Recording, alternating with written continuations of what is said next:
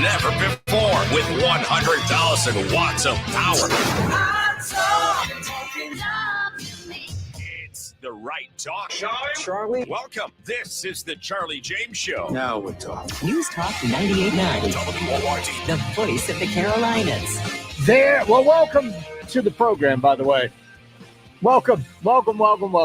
Wednesday. Beautiful day today outside. Oh, this weather is just absolutely fantastic.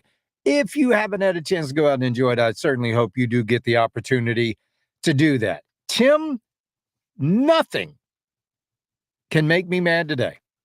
There is absolutely not even 361 sending in text this afternoon cannot make me mad.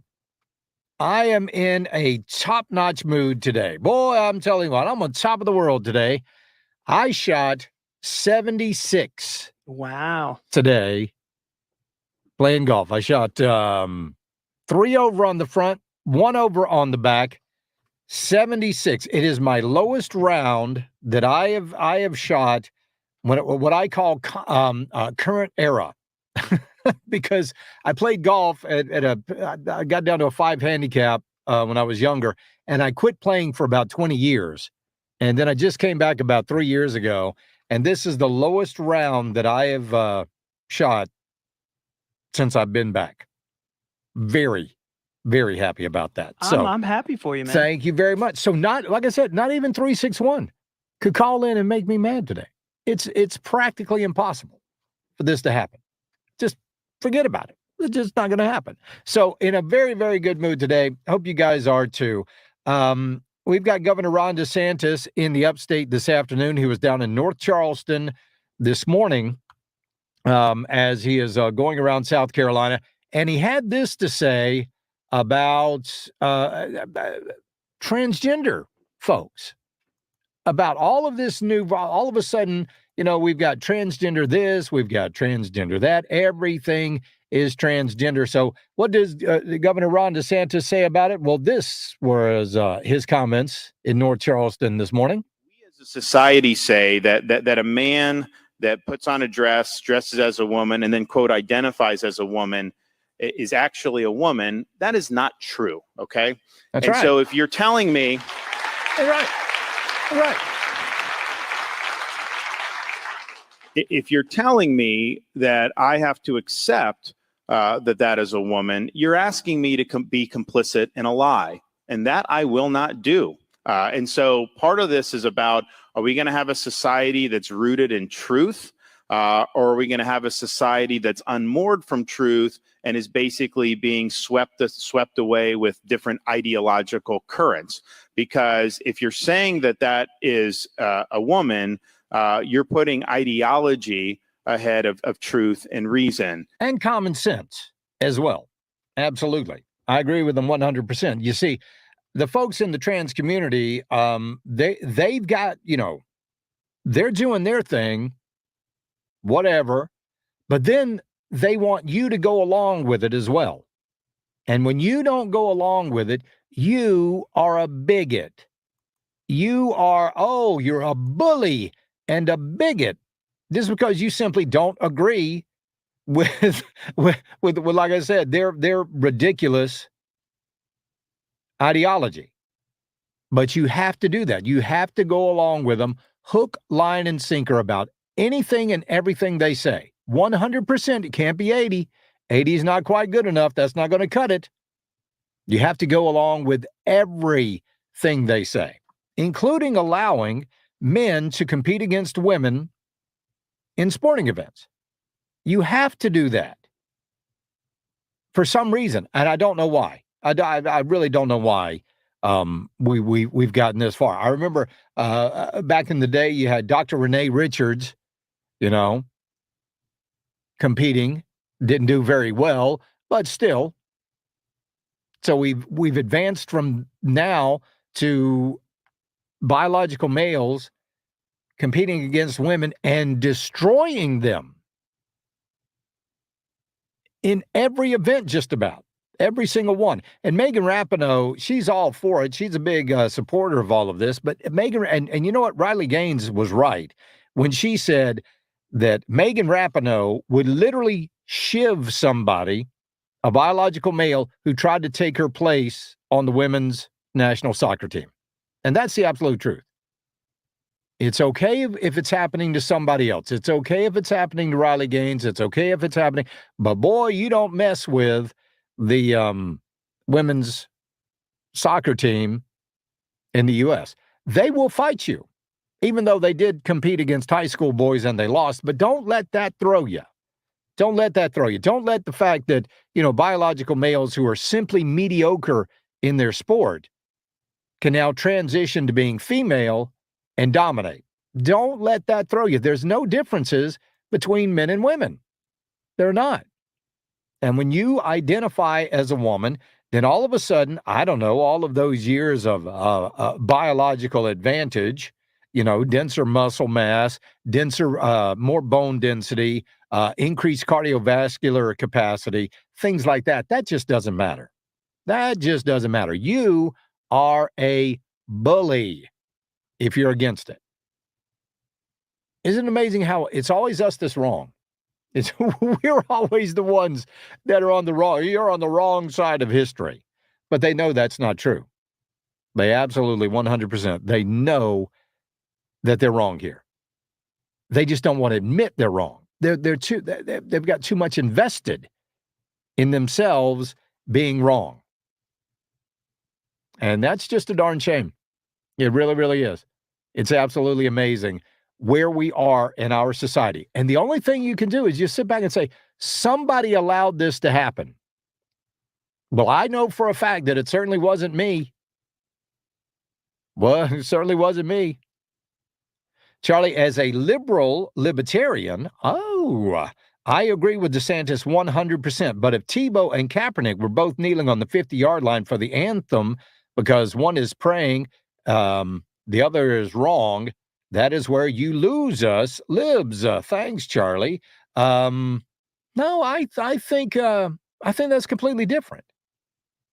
I think it's completely different because the reason that Kaepernick was kneeling was completely different for the reason that Tim Tebow was kneeling.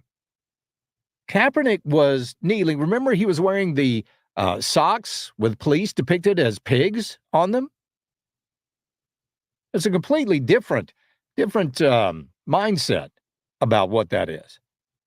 Charlie, check the blood and see what the chromosomes say. Ta-da, science. You're exactly right. You're exactly right. So, Ron DeSantis in the Upstate this afternoon. We'll give you more details on that as the show progresses. We'll be right back. This is the Charlie James Show. News Talk 98.9 WORD, the voice of the Carolinas.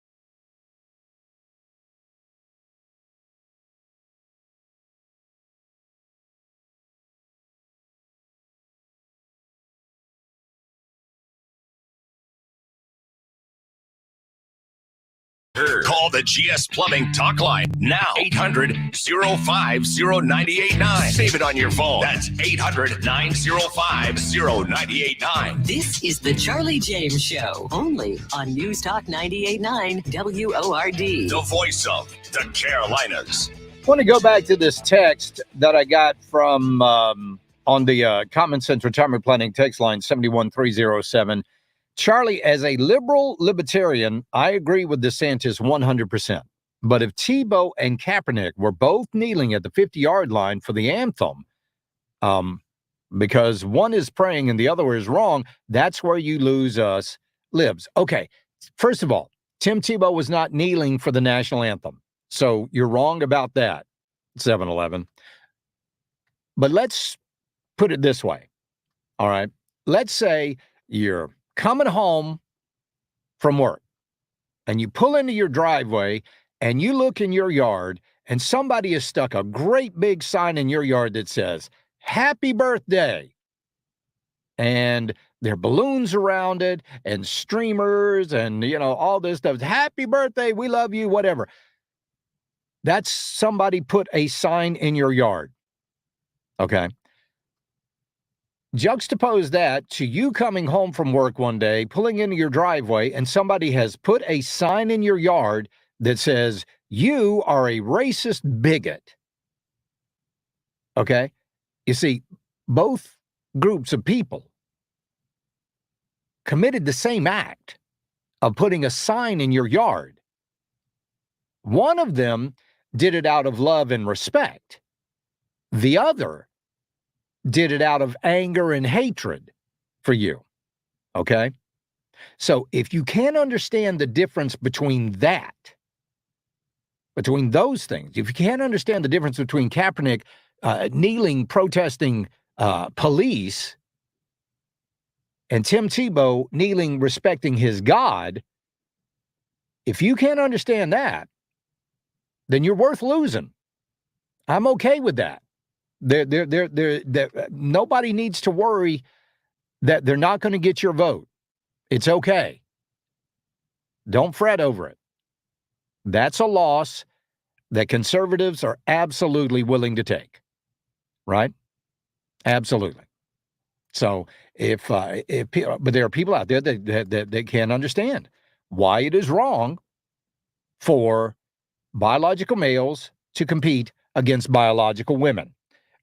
Democrat Representative Jimmy Gomez says if you don't support it, you're a bigot. Republicans are attacking trans and other LGBTQ kids, and it shows exactly who they are: bigots and bullies. Oh. And I said that once, and I'll say it again: bigots and bullies. Republicans are attacking bigots and bullies. Bigots. Look who, ladies, attention, ladies. Look who is standing up for your rights.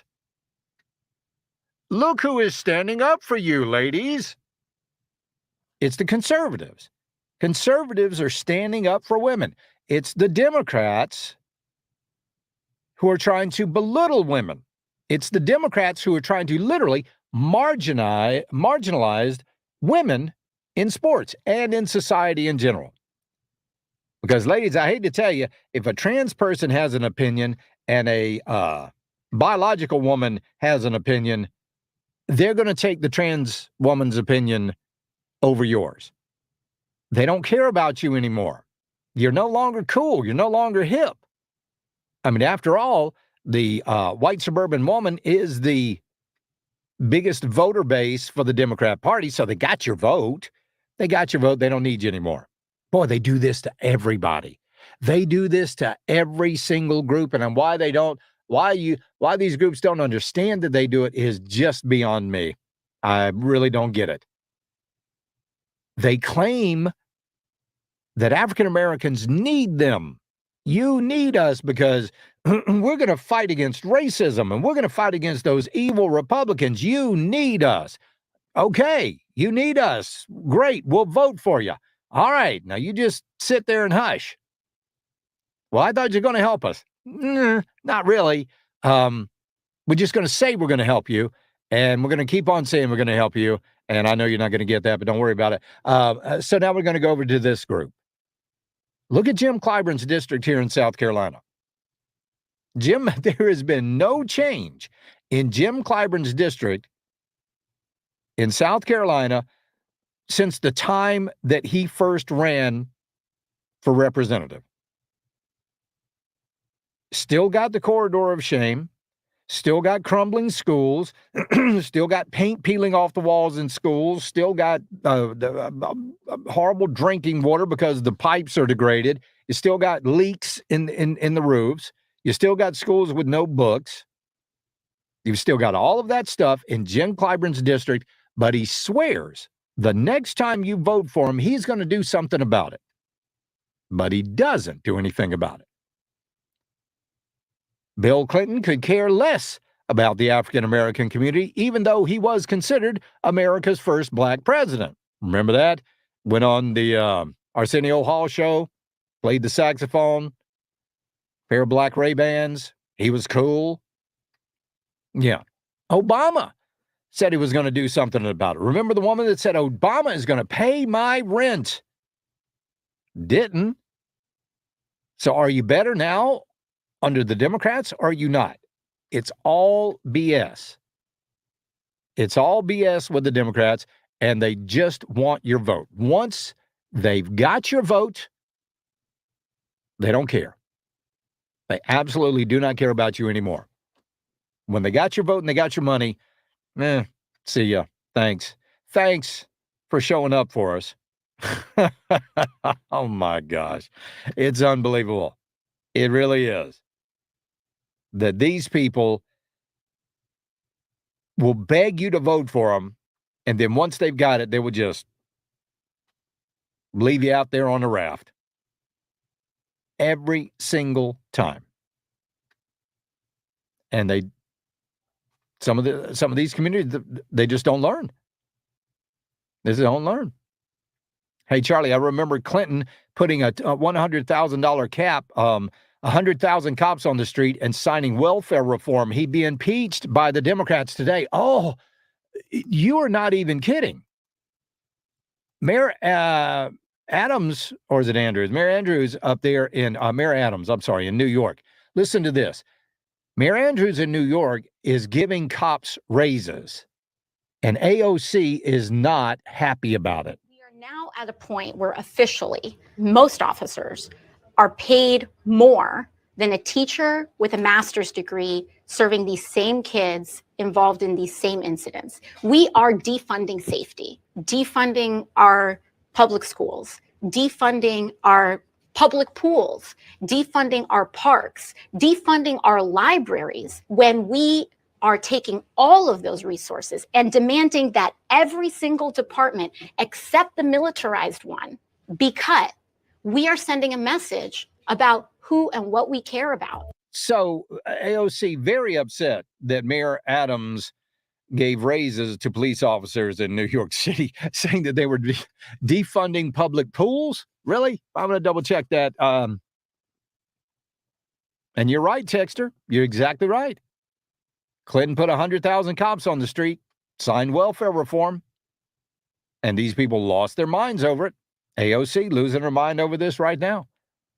That's just, they don't care. Okay, it's not a thing about caring. It's a thing about the revolution. They want some sort of a revolution in this country. And when does the revolution end? Spoiler alert, the revolution never ends. It never goes away. There are people in Cuba today that are still chanting, Viva la Revolution. Viva la Revolution. I think that's French. I don't know. But the revolution never ends. There is no end date. There is nothing that you can do to have these people go, okay, now, all right, great. All right, good. Whew, we don't have to have a revolution anymore because everything is honky-dory. It never ends. We'll be right back. This is the Charlie James Show, News Talk 98.9 WORD, the voice of the Carolinas.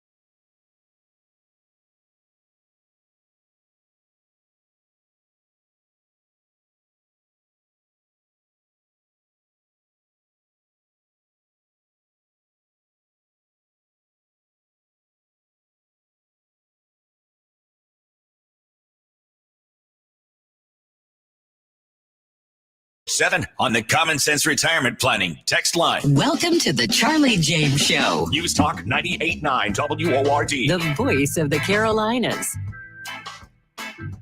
Welcome back to the program. Tim, today is a big day in history. Do you know what happened on this day in history? What happened on this day in history? April 19th. I'll give you a hint. It happened 248 years ago. 248. 248 years ago. April 19th. Here's another hint. 1775. The founding fathers did something great. Well, you're close. You're close.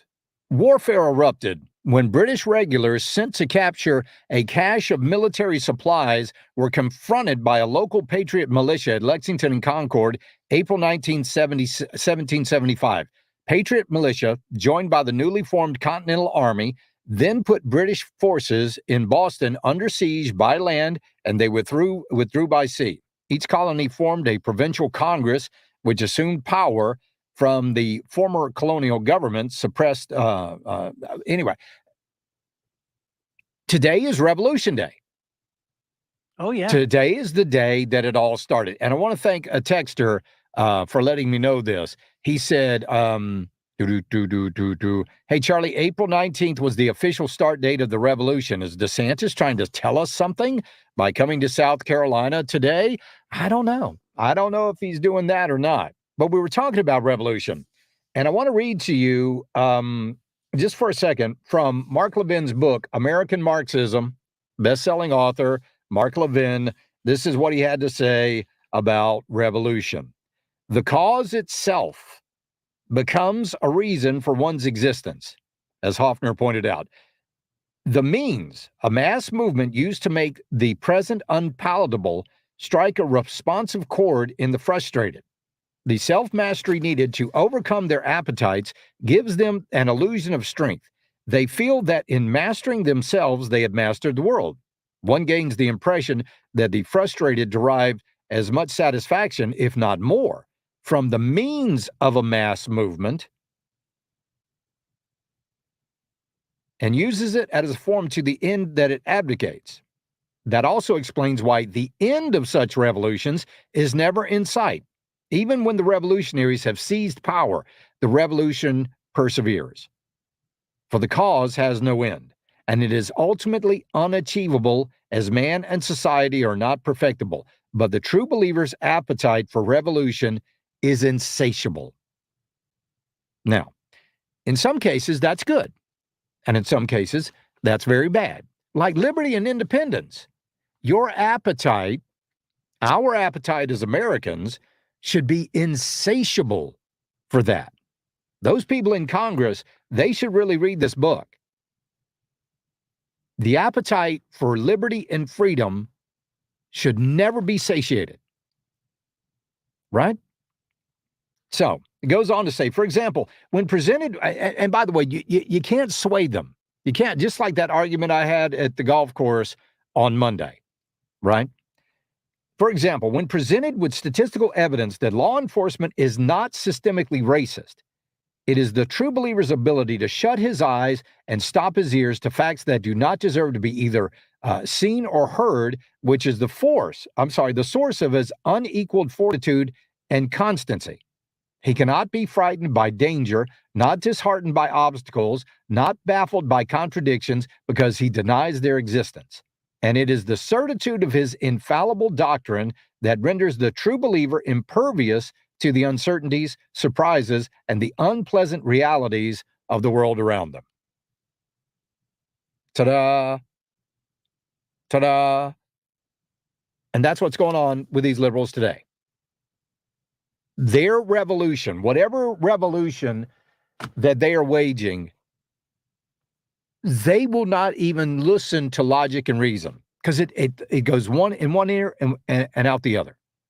If you can say that defunding the police will make cities and American citizens less safe because they are true believers in the revolution, they won't listen to you.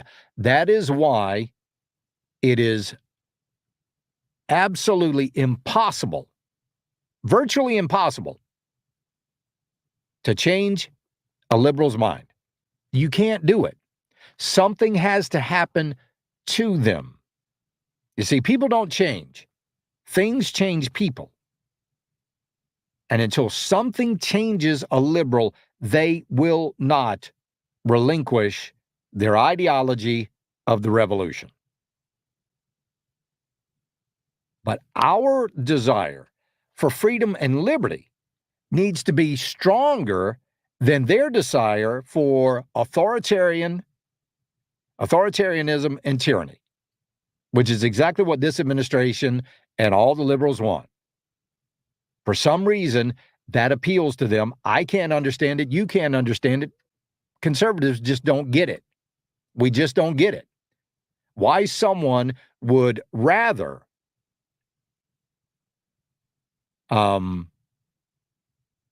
live under an everything they claimed that Donald Trump was. Oh, he's an authoritarian. Oh, he's a dictator. Oh, blah, blah, blah, blah.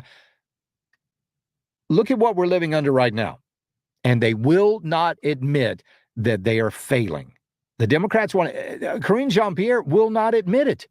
You will not. Oh, gas prices. Oh, gas prices are coming down. Everything is just honky-dory. Everything is just awesome. This was Karine Jean-Pierre today talking about gas prices. The price of gas has been inching up 24 cents over the past month. Are there any new actions the president is going to take now to bring gas prices down for the summer? So as a reminder, gas prices are not where they were a year ago because of the actions that this president has taken. They have gone down by $1.30 since this summer. Again, because of what the president has done. I was being asked about why the president talks about the economy, because he wants to make sure that the American people know the work that he's been doing and how he has put inflation number one thing that he wants to get done as it relates to the economy. And time again, we have seen analyst predictions proven wrong. And so, look, the president has been clear that he will do everything that he can to continue to lower costs for the American people. And that includes calling on oil and gas companies to use the permits and profits available to them to increase production, which is already on track to reach a record high this year. I don't have any additional actions. Can I tell you the amount of lies that she just told you right there from the White House? Completely failing to mention that while gas prices have gone down a little bit since last summer, they're about to go back up because the summer blends are now hitting the gas stations, and you're going to have to be paying a whole lot more for gas. And then not to mention the fact that they have virtually depleted our strategic petroleum reserves, and they're going to have to fill those up again. And that's going to be taxpayer money that they're going to be spending or printing or whatever, however they're planning on doing it. But you're still paying more per gallon of gas than you did the day that Joe Biden was, air quotes here, elected. You're still paying more. And these things about the permits and all of that, that's a bunch of BS. We'll be right back. This is the Charlie James Show. News Talk 98.9 WORD, the voice of the Carolinas. 15 minutes of break.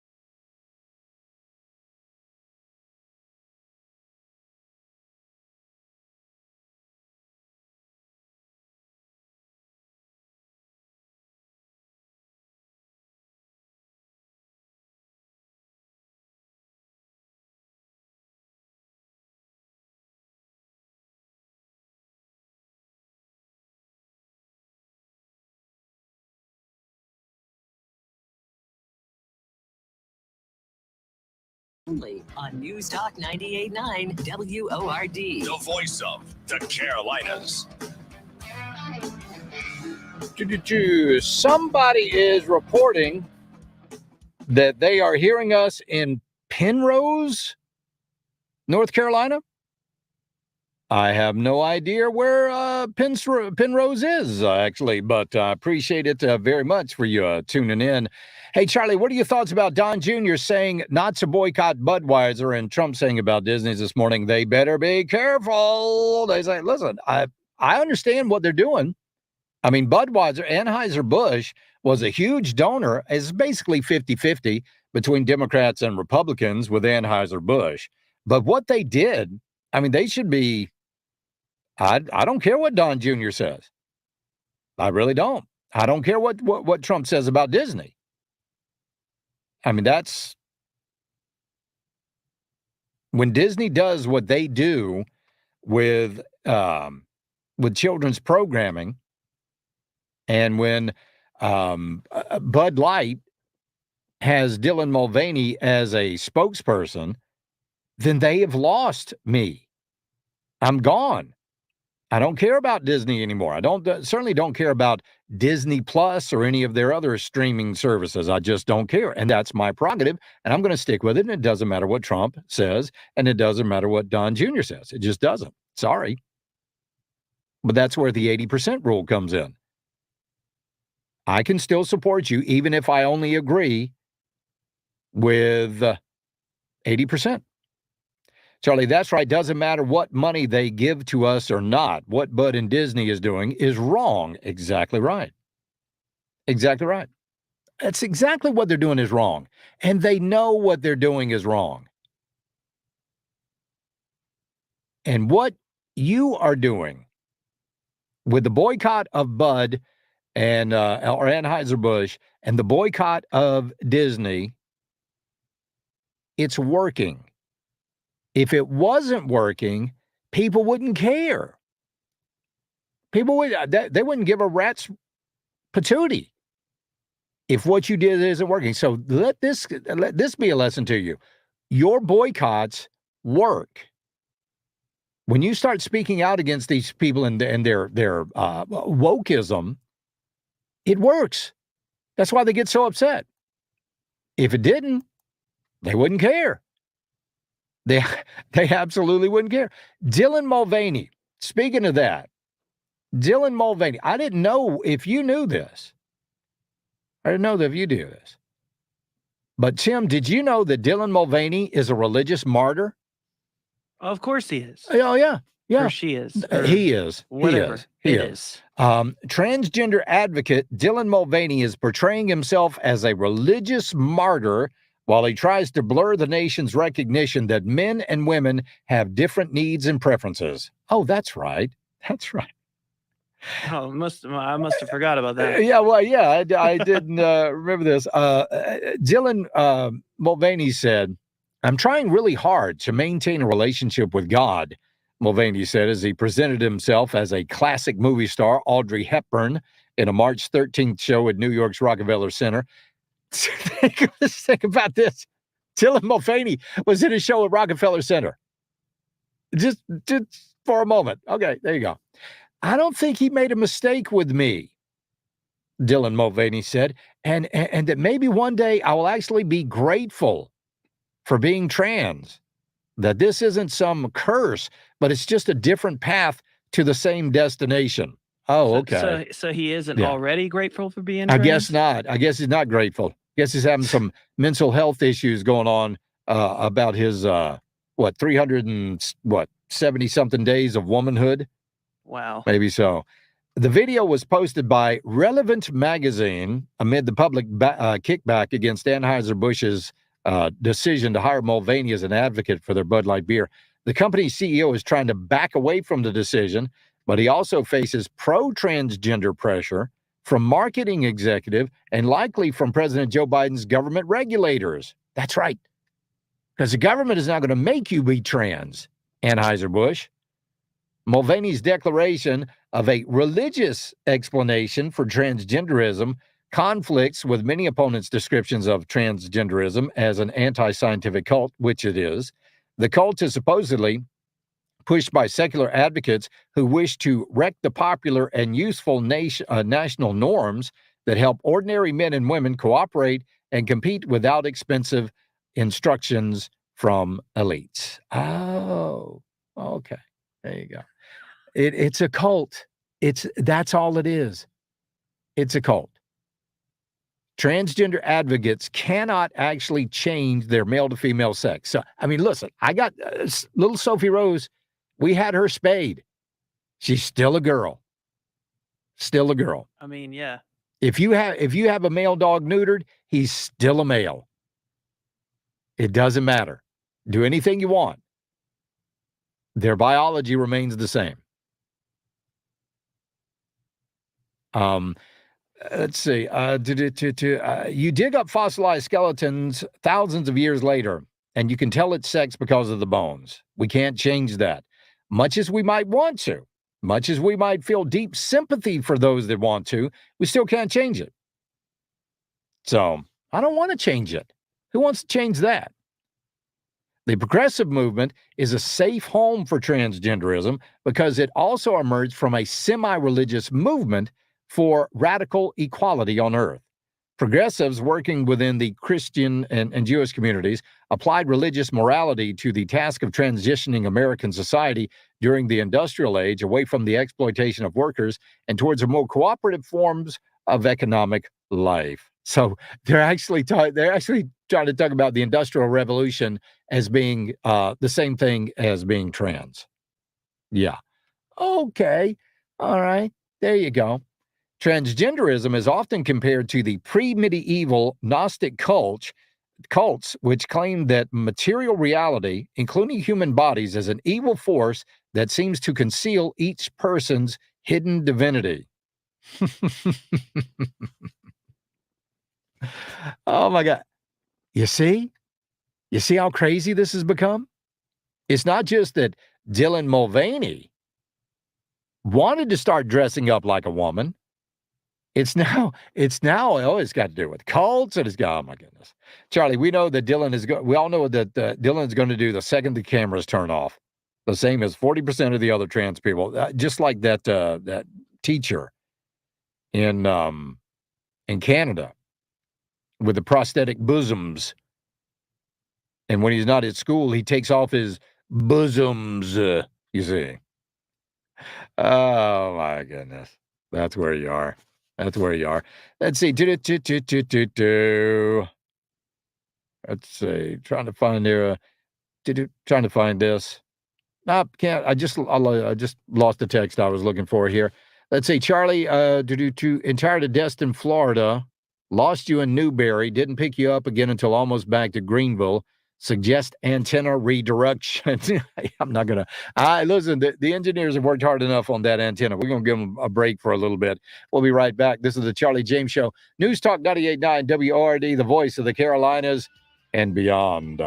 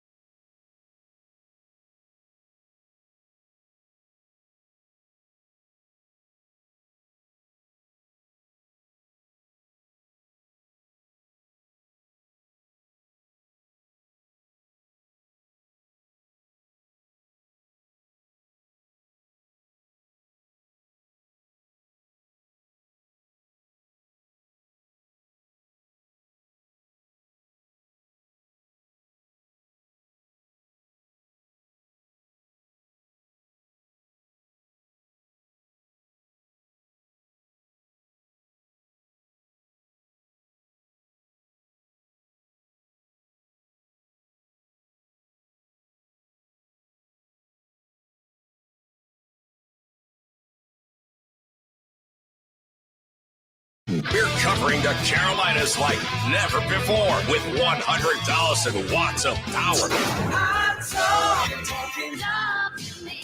It's the right talk. Charlie. Welcome. This is the Charlie James Show. Now we're talking. News Talk 98.9, WORD. the voice of the Carolinas.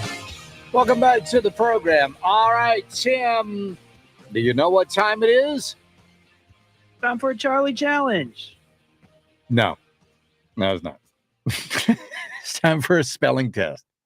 It's time for Tim's. Oh, my least favorite. It is time for Tim's spelling test this afternoon. I'm Tim, just kidding.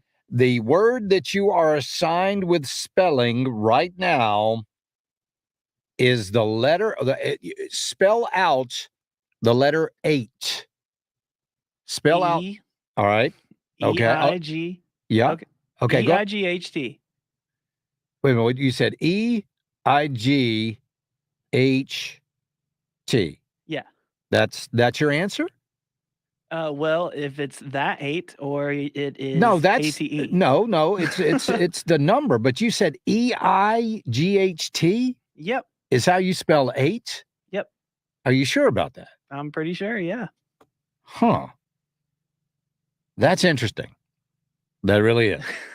It's interesting that you would spell 8 E-I-G-H-T. Well, that's the English language. Huh.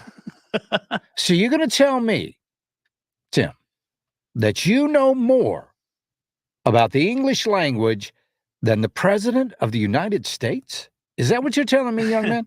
Is that the disrespect that you are showing the office of the presidency, that you think you know more than Joseph Robinette Biden? Well, I don't like to brag, but Well, actually, Tim is right. Tim's spelling was right, but here is Joe Biden spelling 8. But we have 1,000 billionaires in America. Know the average tax rate they pay? 8, E-I-G-H%. E-I-G-H%. y'all love how confident he was in it, too. He was. He said that with all the confidence he could muster. E-I-G-H. How much tax do you, what percentage? I pay E-I-G-H taxes. E-I-G-H. E-I-G-H percent. E-I-E-I-O. E-I-G-H%. So that's what I should have filled that out on my tax form. How much did you make? I made oh my gosh. So they're looking at raising taxes on the wealthy. Okay. And the whole premise of this is that they're saying that the rich in this country are not paying enough taxes. So why do the billionaires in this country pay a rate like that? Well, one of the things is that they are able to take advantage of legal, L-E-G-A-L, tax. We won't call them loopholes, but laws, because these are legal things that you can do to make sure that you pay as little taxes as possible, which is your right and your duty as an American taxpayer. You should try to pay as little tax as possible.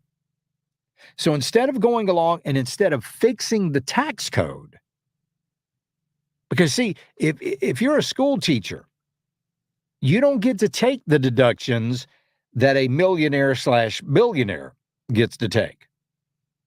You don't get that. And you don't have the wherewithal or the money, because it's expensive, to actually hire someone, in a lot of cases, to do your taxes for you, someone that will know how to use the tax laws in your favor. That's what the rich do. They know how to do that, okay? So who pays what in taxes? Okay. In 2020, taxpayers filed 157.5 million tax returns.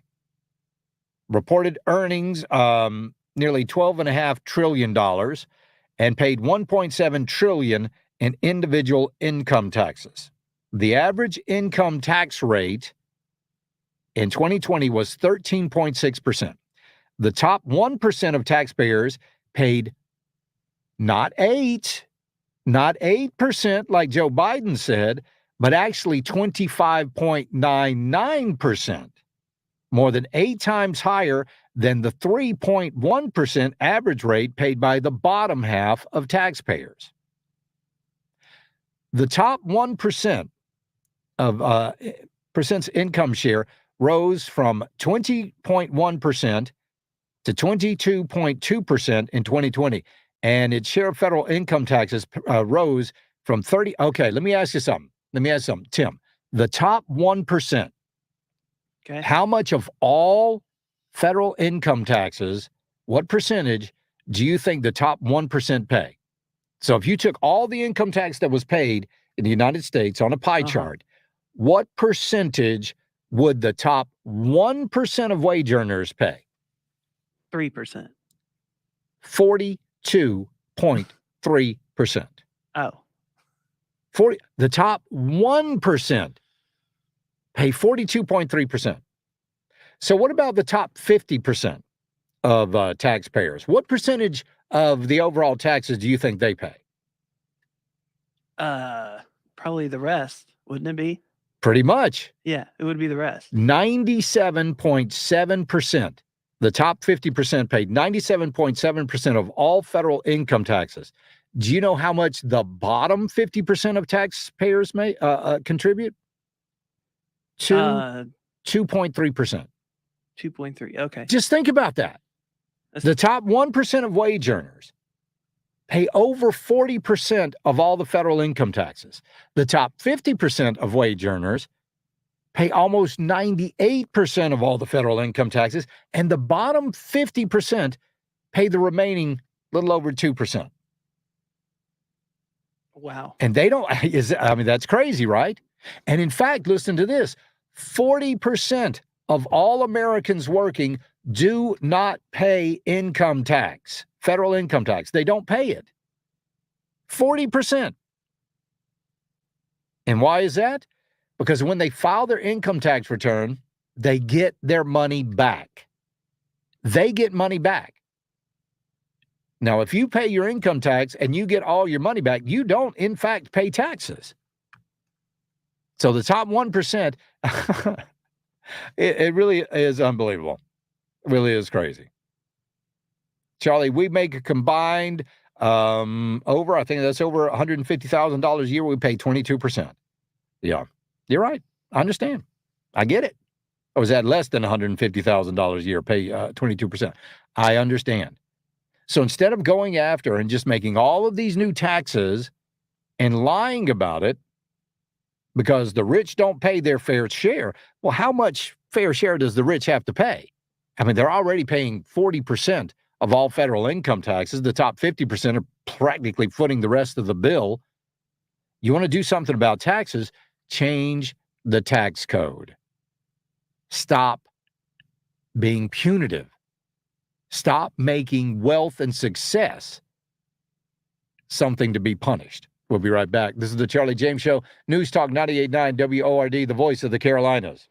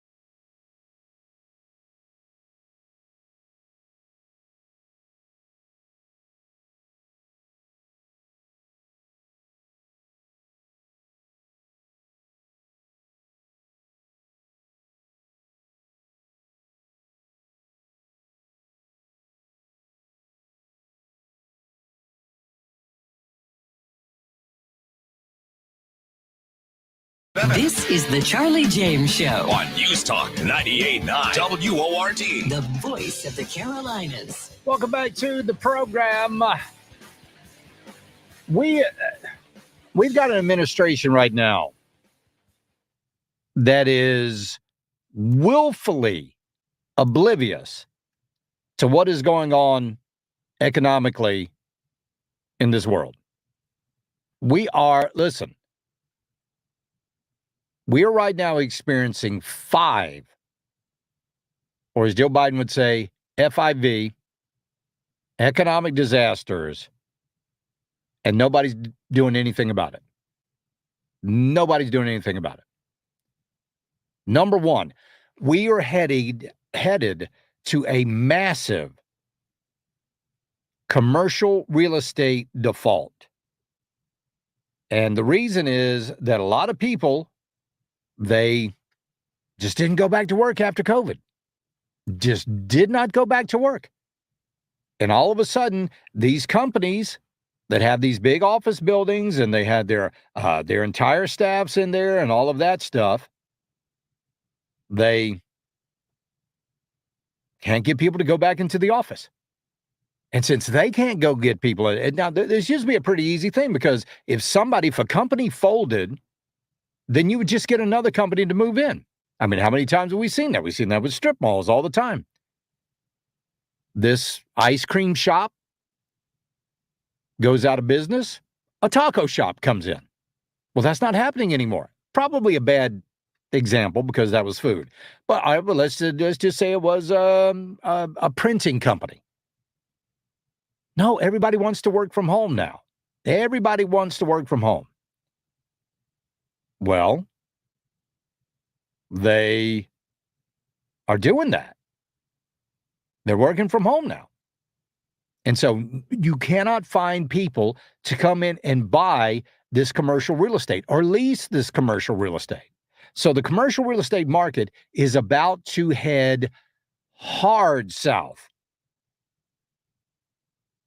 The latest headline, fueling concerns about the commercial real estate crisis, involves a fund belonging to commercial real estate giant Brookfield defaulting on a $161.4 million mortgage for 12 office buildings in Washington, D.C.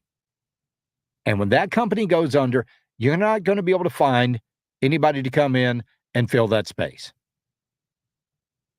We're also looking, number 2, at widespread layoffs. As economic conditions right here in the United States and globally are getting worse. It's not being reported on that much, but it's happening all around us. Monday, accounting firm Ernst & Young announced that they're going to be laying off thousands of highly paid workers. How many? 3,000 from its U.S. workforce. Number 3, we right now have one of the largest corporate debt bubbles in the history of the world, and it is going to burst. And corporations are beginning to default on their debts in a rate that really should have us all extremely concerned. More companies around the world defaulted on their debts in the first 3 months of this year than any quarter since late 2020, when businesses were still hamstrung by restrictions of COVID. In a report that came out yesterday, credit rating agency Moody's said 33% of corporations that it rates defaulted on their debts in the first quarter, the highest level since the last quarter of 2020, when 47 companies defaulted. Almost half defaulted last month. Defaulting firms include Silicon Valley Bank, which collapsed, of course, back in March, SVB Financial Group, and Signature Bank. We remember that. Number 4, bankruptcies are going through the roof. Bankruptcy filings across the United States rose for the 3rd straight month last month in all major industries. A total of 42,368 new bankruptcies were filed last month. That's according to data from Epic Bankruptcy, a provider of U.S. bankruptcy court data.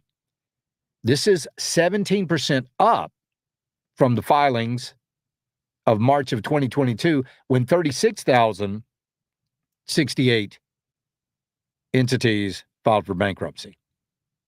Data from S&P Global Market Intelligence showed 71 corporate bankruptcy petitions in March, a jump from 58% in the previous month. And then, of course, we've got probably the biggest and worst of all. De-dollarization. That's happening. And and the Biden administration, they know it's happening, and they're not doing anything about it. India has decided that they're no longer going to use the dollar for international trade. France is siding with China to buy oil and petroleum products without using the dollar. We're seeing it all over the place. Venezuela not using the dollar to make oil trades. The dollar is losing its reserve status at a faster pace than accepted by a lot of analysts, and they failed to account for last year's wild exchange rate moves that, according to Stephen Jen, the greenback share in global reserves slid last year at 10 times the average speed of the past 2 decades, as a number of countries look to alternatives after Russia's invasion of Ukraine. And it's a lot of companies. You got a caller. It's a lot of companies. Let's go to James in Easley and talk to him about this. James, welcome to the program. How are you, sir? Great. I hope you are, Charlie. Listen, talking about default. Are we looking forward to our government coming up to a debt ceiling vote soon? Are you familiar with that? Yes, I am familiar with that. In fact, I've got some news about that because it looks like the GOP has voted, I believe it was today, to extend the debt ceiling by $1.7 trillion or until, I believe, March of 2024, whichever comes first. What I understand about that, Charlie, and I'm no genius, but I'm understanding that once this comes to vote, for Republicans to stick together and they shut this thing down, that puts Biden out of business and he cannot print any more money. It does put our government in a situation where we, first time ever or whatever, that we couldn't pay our bills. But at least it gives us another starting point to start out fresh without having to go into all this debt and printing money to cover it. And that's exactly what Biden is doing. Well, here's the thing. When you start talking about shutting down the government, understand it doesn't matter if it's a Democrat president, doesn't matter if it's a Democrat Congress, the Republicans are always going to be wrong. It's always going to be the Republicans' fault every single time. Every time they start talking about shutting down the government, it's the Republicans' fault. Absolutely. And the federal employees just get a little furlough and they get kicked back. That's it. That's all. Nothing really shuts down. The most disappointing about it is the fact that we, from a worldwide standpoint, we probably lose a little clout in that regard, but I don't know if that makes sense. Oh my gosh, we have lost so much clout. We are running real low on clout these days. James, I appreciate you calling in. And that's because of the Biden administration. But folks, we're talking about 5 key points here that when all of this emerges or all of this hits at the same time, we're talking about commercial real estate, we're talking about bankruptcies, we're talking about businesses defaulting, we're talking about the de-dollarization. There is no good outcome to that. There's nothing good that can come of that. And I don't know how we turn this thing around. This thing, it's like a tanker ship. It takes forever to turn this thing around. And I don't think the Biden administration has any interest in doing that for whatever reason. We'll be right back. This is the Charlie James Show. News Talk 98.9 WORD, the voice of the Carolinas.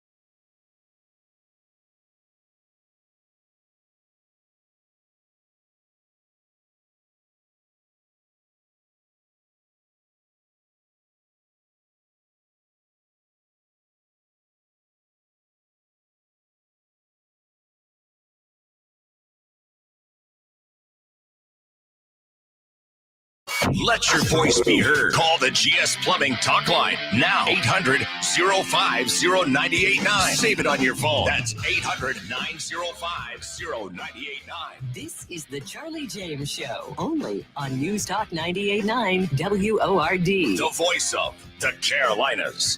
Well, again, Joe Biden tells another whopper. In my first 2 years in office, I brought the deficit down by a record $1.7 trillion.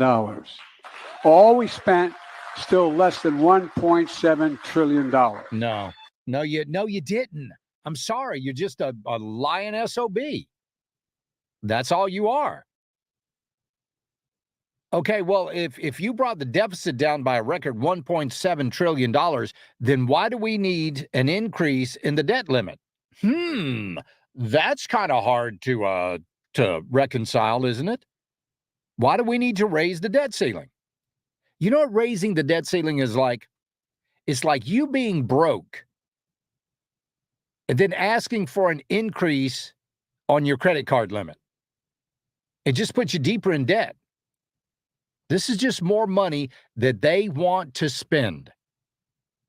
Okay, well, House Republicans are going to propose lifting the debt ceiling by $1.5 trillion or until March 31st, 2024, whichever comes first.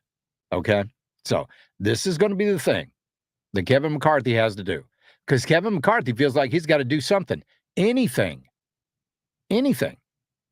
trying to pass something to show that he can move legislation through the House. In McCarthy's view, this is going to force the Biden administration to negotiate and maybe shift the onus on the Senate Democrats to pass their own bill. Well, see how that works out. So, McCarthy wants to pass the debt limit bill with just 1 week of lead time. That won't be easy, but it could happen.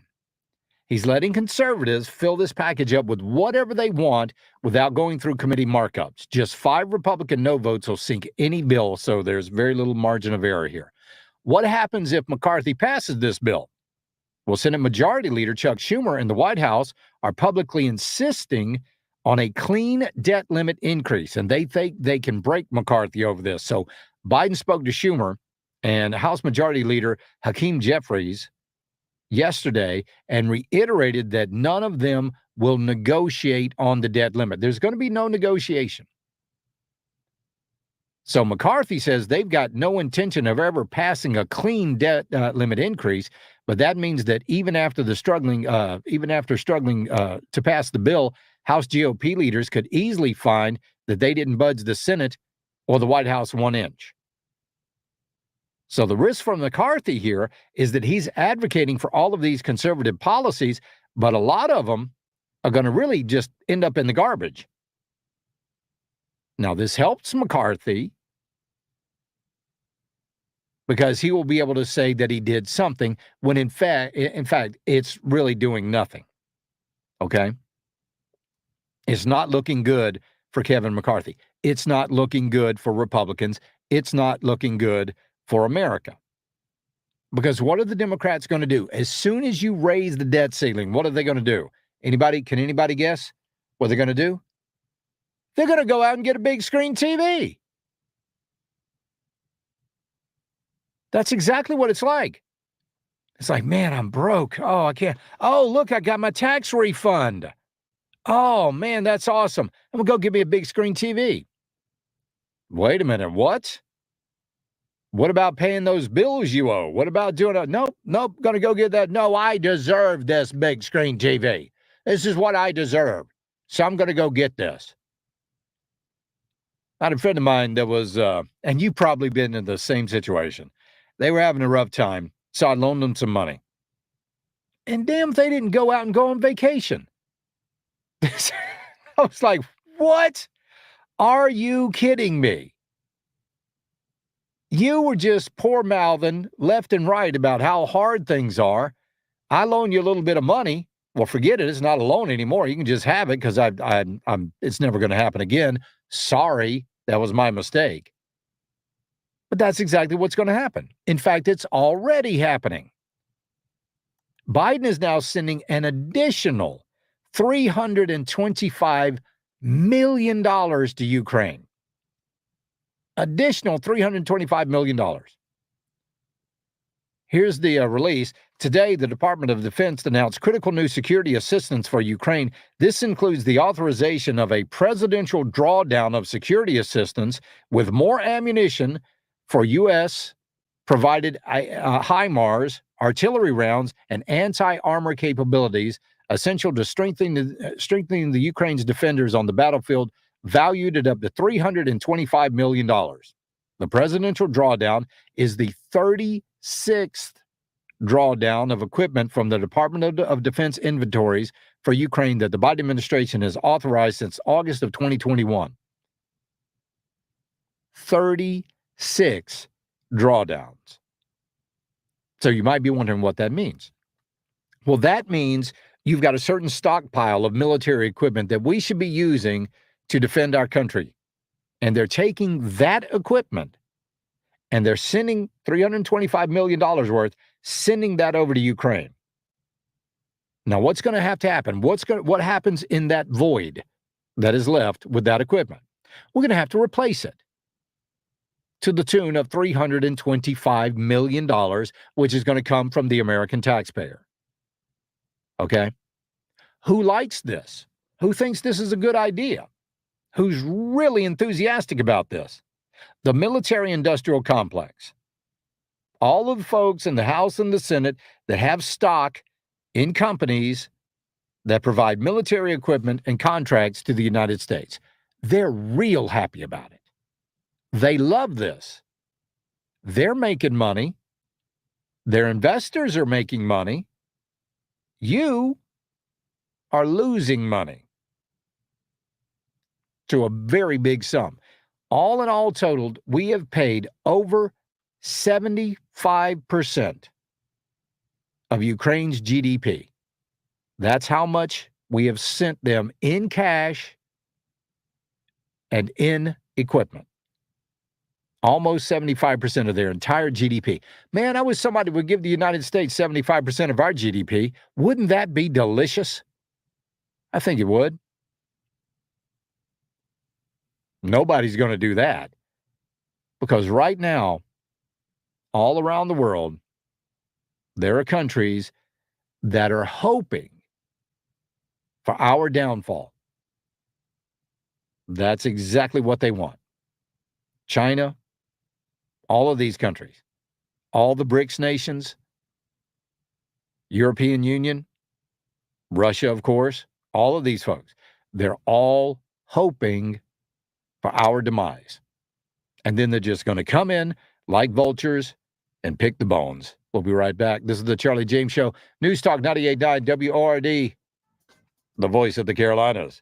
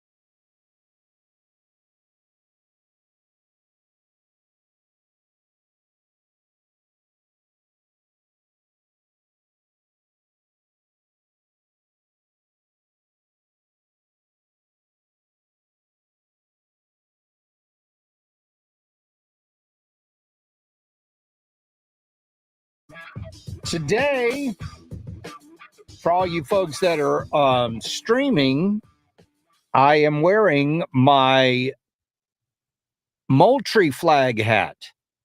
This was the flag, the Liberty flag that flew over South Carolina in the Revolutionary War. It was designed by commission in 1775 by Colonel William Moultrie to prepare for war for Great Britain. It was flown by his troops in the successful defense of Sullivan's Island against the British fleet in June of 1776. Fighting back during a 10-hour bombardment and siege, Moultrie's forces, primarily the 2nd South Carolina Regiment, eventually led the British to withdraw, saving Charleston for the Patriots. During the battle, the flag was shot away, but Sergeant William Jasper ran out in the open and hoisted it up again, rallying the troops until a new stand could be provided. The story of this event, along with its role in the battle itself, earned the flag the affection of the Patriot faction of South Carolina, as well as cementing it as a symbol of liberty in the South and the new Confederacy in general. So they always got to throw that in there. But Fort Moultrie was actually made. Do you know what Fort Moultrie was made from, Tim? Do you know what it was made from? Fort Moultrie down there in Fort Moultrie. Yeah, Sullivan's Island down there in the Low Country. I do not know what it was made from. It was made of sand and and it was covered with palm trees. Oh, okay. And the palm trees could withstand the cannon fire. Oh. It would absorb it. And so it didn't do a whole lot of damage. They could just be replaced. But it is a really neat flag, and I like it a lot. Here's what I am looking for, and I can't find it. If anybody knows where I can get a big red flag cap, and when I say the big red flag, you know the one I'm talking about, the flag of the Citadel, because I just can't find one. I mean a real one, because they've got the crescent that goes with the opening in the top right. That's where the Liberty flag is. That's where the crescent it's a gorget, but the crescent is in our current South Carolina flag. The opening is at the top. I'm sorry, the top left. On Big Red, the opening is at the bottom right. So if anybody knows where I can get a big red flag cap, I would love to do that. I would love to have one of those. It'd be awesome. Absolutely awesome. It was a palmetto tree. I'm being corrected. It wasn't a palm tree. It was a palmetto tree. It's not palm trees. I just want you to take a look at the first 4 letters of the word palmetto and just let me know what you find. That's all I'm saying. Okay, so, and the reason that I bring that up is because today is Revolution Day. It is Revolution Day. It was on this day in 1775. Open warfare erupted when British regulars were sent to capture a cache of military supplies, and they were confronted by local patriot militias at Lexington and Concord. Now, what were the British going to do? Remind me again, what were these British going? Oh, they were going to take their weapons. That's what this could be the reason for the Second Amendment, ladies and gentlemen. One of many reasons that we have. That's exactly right. So they were met at Lexington and Concord. When they were joined up with the Continental Army, they pushed the British forces in Boston, put them under siege by land. They withdrew to the sea.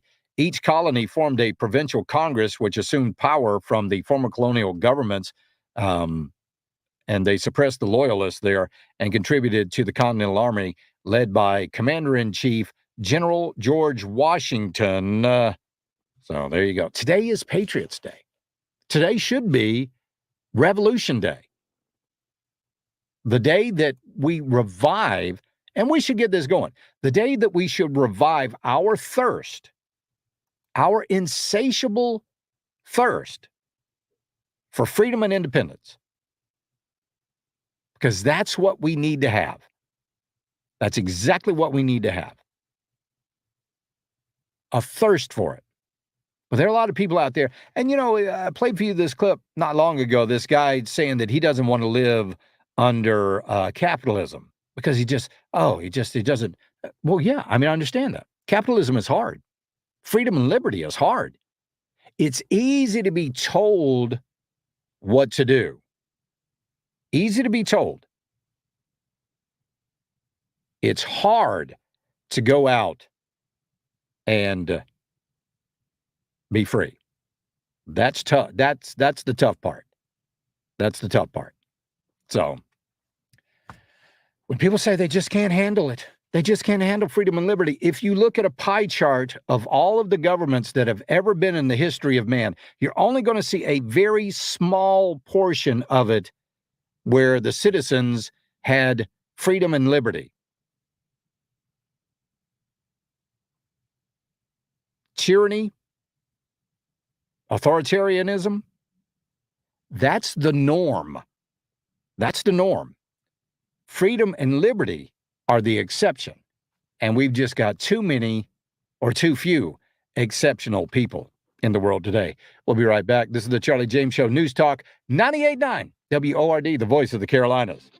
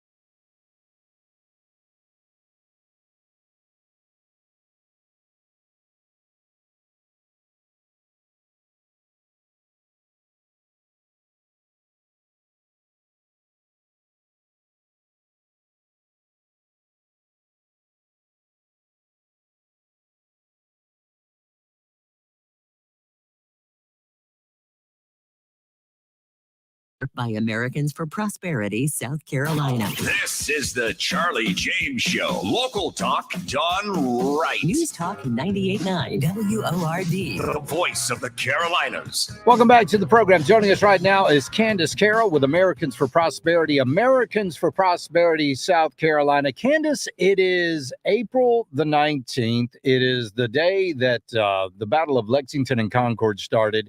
Revolution, freedom, and all of that. Where are we right now as far as some of the issues that Americans for Prosperity has been fighting for? Yeah, great question, Charlie. And of course, we are winding down session this year. There's about 3.5 weeks to go. We talked a couple weeks ago about crossover. One of the big bills that we've been working on this year, and even last year too, is the Certificate of Need bill that would get unelected bureaucrats out of the way of new medical providers being able to come into and serve communities. And so there was finally, after waiting for months, there was finally yesterday a subcommittee meeting in the House to take up that bill. It was a much quicker committee meeting than even I anticipated, especially based off what we saw last year, where we died a very slow, painful death in committee. So this year, that bill passed out yesterday unanimously from the subcommittee with no discussion. The chairman said, this is what the bill does. We decided to move it straight to full committee. We may take up amendments there. Does anyone have opposition to that? No one spoke, and the bill moved on. They were in and out in probably, 20, 30 minutes max. Your jaw had to drop, right? It did. Yeah, absolutely. I thought this is a way simpler process than last year. It makes me a little bit nervous as to what might come. Yeah. So when they, but part of it, and the chairman said, our entire full committee of the 3M committee got to hear public testimony a month or so ago. So we feel like it's in the best interest for this bill for the entire committee to take it up, versus us debating it in here kind of thing and potentially taking up amendments. I don't know what those amendments look like. I haven't seen anything. But I will say that we will always support amendments that will expand access to care, and will absolutely fight against any that would water the bill down.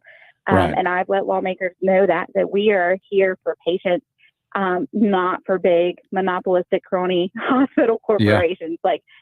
We care about patients and patients getting access to care, and right now they don't have that access. So you're exactly right. That full committee meeting is set for next Tuesday. So fingers crossed we can get it out of there next Tuesday. Absolutely. That would be amazing. So for people that don't, maybe they're just tuning in because, we got the expanded signal and people are listening from all over the place right now. Explain what a certificate of need is. Yeah, so if you wanted to not just open a medical facility, but maybe your current medical facility and you wanted to increase your bed capacity, or order an MRI machine for your office in South Carolina, just a trigger of $600,000, which sounds like a lot to individuals, but in the medical world is nothing, would trigger what we call a certificate of need. Essentially, it's a government permission slip that you would have to get in order to be able to build a new facility, have more beds, increase, capacity at your location. But not only that, your competitors, so by competitors, I mean incumbent providers or someone who maybe already has an MRI machine in your community, could weigh in and say, no, we already have this. It's not needed. And in layman's terms, this would be like Chick-fil-A telling Popeye that they can't build across the street, or Home Depot telling Lowe's, no, we handle all of the construction for this entire region of the state. You are not allowed to come in here. You can't sell framing hammers. We take care of that. So it's like you said, it'd be like Chick-fil-A telling Popeyes they can't put in a bigger fryer. That's right. They can't put in a bigger fryer. We've got the chicken market covered. Yeah. Who cares if someone wants to try something different? And so this is the only industry where it's allowed. This law was put into place in the 1970s and repealed by the federal government in 1986. So we have something on the books that the federal government a long time ago realized this is not a good idea. We should not be limiting access to healthcare in this way. Yet in South Carolina, we still do. And there are multiple counties that don't have access to, let's say, even an OBGYN office. 14 out of our 46 counties don't have access to an OBGYN. A lot of those in our very rural communities. 14 out of 46 don't have access to OBGYN? That is correct. Because of certificate of need. Yes, they have to go through that certificate of need process to be able to open. Now, wait a minute. Don't we have here in South Carolina one of the highest prenatal death rates in the country? We do. We have one of the highest infant mortality rates, and we also have one of the highest maternal mortality rates. And there are areas, healthcare deserts, when it comes to OBGYN and NICU bed facilities. We see hospitals who fight over NICU bed facilities of who actually gets to have the bed capacity for, to serve babies. In my mind, I'm like, just serve the babies. Who cares who gets to do it? Just do it. You don't think it's got anything to do with money, do you? You don't think it's got anything to do with everything to do with money? Yeah, it does. It's got everything to do with who's going to get paid for it. Yeah. And how much can I charge? Because if you're the only provider or you have the only MRI machine, you can charge whatever you want. And insurance companies may pick up some of it, and then your patients are left with figuring out how they're going to pay the rest of that bill. Yeah. Can they pay it? What does that look like? Do you allow payment plans? Are you going to garnish their wages to have it, for it to be paid? Like, what does that look like? Send it to collections, whatever. But, it's the same for a gas station. If you're the only gas station off of an exit on 26 or 85, you can charge whatever you want. People are going to pay it because you're the only one. So it's the same thing. It's the same concept that we're dealing with here when it comes to healthcare. And we have a mental health crisis in our country, a mental health crisis going on in South Carolina, and mental health facilities have to go through the certificate of need process to be able to open. Unbelievable. So Candace, I got a text here. Charlie, I'm not opposing anything about this conversation, but I'm curious, are the areas she's referring to, are they possibly just extremely rural? Are they that far out and have low population? But the thing is, if you want, yes, you're right. These are rural, and a lot of these that we're talking about, but they're in a district. They're in an area that a certain hospital actually has control over, right? Correct. So you have mothers who, and patients in general, I would say, who are driving sometimes 45 minutes in order to get access to care. So yes, they're absolutely in rural areas, but because of there's not really an incentive for people to go build there, and the local hospital can say, we've got this covered, even if the local hospital is, 20 miles away or whatever it might be. Yeah, certainly. And so these are in some of your more rural areas. There's even a story recently in Orangeburg, which, sits between Columbia and Charleston, where a doctor wanted to open an ambulatory surgery center because people are already leaving Orangeburg. Like, there's significant outmigration to go to Columbia or Charleston to get access to medical care because there's not a whole lot in Orangeburg. But this doctor for years had been denied a certificate of need. And he said, whoa, I'm not trying to hurt the local hospital.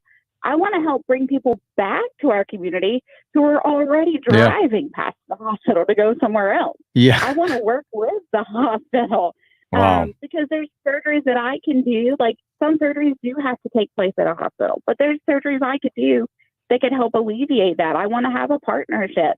And we hear these stories across the country.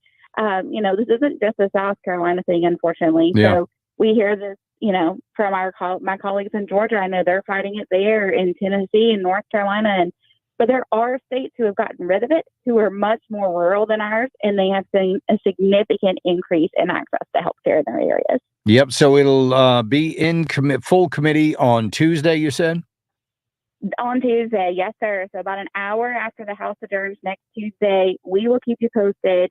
We'll actually live stream the hearing. We live streamed yesterday, as short as it was, onto our social media pages at AFC South Carolina, and we do some live tweeting out of there as well. So it'll be interesting to see what happens in that full committee. The Chairwoman Davis has done a great job trying to shepherd this through. She's been the primary sponsor of repeal bills in previous years. So it'll be interesting to see what happens next week as as the clock continues to run down to get it to the full floor, Yeah. and then back over to the Senate for potential concurrence. You're right. And of course, folks can go to americansforprosperity.org and find out about all the issues that Americans for Prosperity is keeping track of. Candace, always a pleasure to talk to you. Thank you very much. We'll talk to you again on Wednesday and get an update. Thanks, Charlie. Have a great evening. Take care. You too. We'll be right back. This is the Charlie James Show. News Talk 98.9 WORD, the voice of the Carolinas.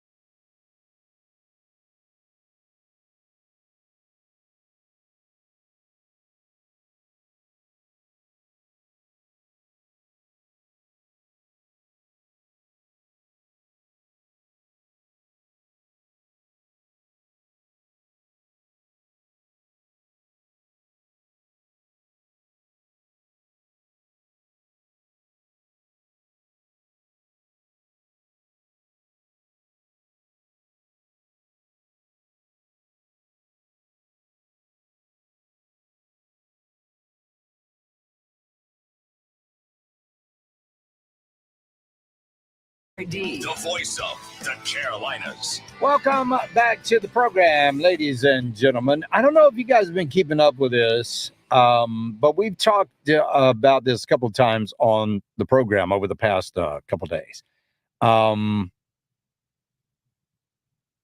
There's an investigation going on into some of Joe Biden's business dealings. And what they are finding out in this investigation is that Joe Biden and his family have really had their fingers in a lot of pots out there, and even some pretty nefarious ones. This is Marjorie Taylor Greene. Not Marjorie Taylor Greene, but other people are reporting on this as well. But this is her telling what she saw at the Treasury. We just finished reviewing the financial records in the Treasury. What I saw was over 2,000 pages of jaw-dropping information. There's basically an enterprise wrapped around Joe Biden involving not only multiple family members, more than we thought there were, but other people as well. Just a complete conglomerate of LLC shell companies where money was passing through from foreign countries, China, Ukraine, but many more countries than just those. There's a lot of information the American people deserve to know of the Biden family and the crimes they've been involved in. And the Oversight Committee has a much bigger investigation to do than we ever thought was possible. I just saw evidence of human trafficking. This involved prostitutes, not only from here in the United States, but foreign countries like Russia and Ukraine. This is unbelievable that a president and a former vice president, not only his son, Hunter Biden, but many more family members extending past Hunter Biden and his immediate family. We're going to have to really get to work. This is an investigation that needs to be revealed to the American people. And not only do we have questions about Hunter Biden himself, but this is going to extend into developing a web of corruption, a web of fake companies that's going to reveal money that came in from many foreign countries and went directly into the personal bank accounts of the Biden family, where they have financially benefited directly from Joe Biden's seats of power. And we look forward to investigating and exposing for this for the American people, and we'll see where it goes from there. Well, here's the thing, though, because this all makes sense now. Doesn't Ukraine right now kind of make a whole lot of sense? Doesn't Donald Trump's phone call with Ukraine and him being impeached for it, doesn't that make sense now? Now that all of the pieces are falling together and forming the picture, now you get it. Now you get why it was so important for them to absolutely impeach Donald Trump. They had to do it. Because Joe Biden and his business, and not only that, but also Joe Biden going over to Ukraine with the $1 billion check and having the prosecutor fired, the same prosecutor that was investigating Burisma, which Hunter Biden worked at. So Biden goes in and says, you guys fire this prosecutor or you're not getting the check. You have to fire this prosecutor that's investigating my son's company or the company that my son is working with, or you're not getting the $1 billion. And doggone if it didn't happen, they fired the prosecutor. Why was it that important to Joe Biden to withhold that $1 billion check? Why was it that important? Because they were going to find out. All of this was going to be exposed. Donald Trump was going to expose this with that phone call to Ukraine, which, by the way, we've got a treaty with Ukraine that says if we suspect suspicion or we suspect corruption, we have to tell them, and they have to tell us. I don't think they're abiding by that. But at least Donald Trump was. And he got impeached for it. He got impeached for abiding by a U.S. treaty, which a U.S. treaty is the law of the land. Period. So, all makes sense now, doesn't it? But let's just say that a member of Congress went on Twitter or wherever and said, hey, folks, I just saw evidence that the Trump family was running shell organizations and they were engaged in human trafficking and prostitution. What percentage of that story do you think CNN would give their airtime?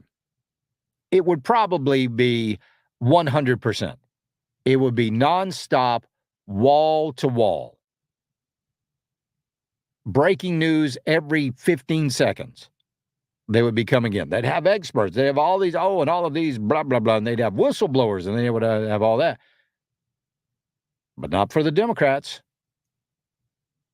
So far with this committee, that the Oversight Committee, no discussion has been made. Unbelievable. We'll be right back. This is the Charlie James Show, News Talk 98.9 WORD, the voice of the Carolinas.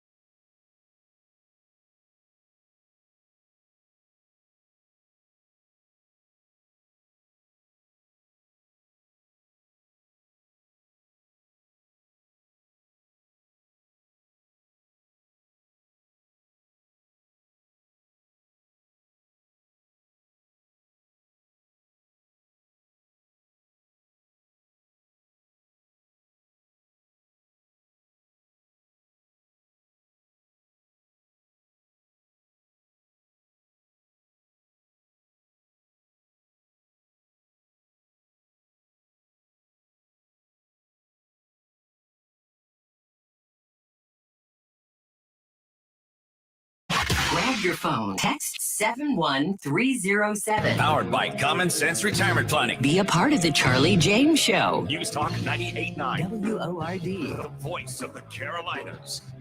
Tim, remember last night we were talking about that bear? This guy up in Asheville was just chilling out on his lanai, on his back porch there, just kind of chilling out at his chaise lounge there, and had his feet propped up. He's just scrolling on his phone, and I guess he had his security camera going on out in the back, and he's just hanging out. And then all of a sudden, a bear comes and walks right by him, and oh my gosh, just unbelievable.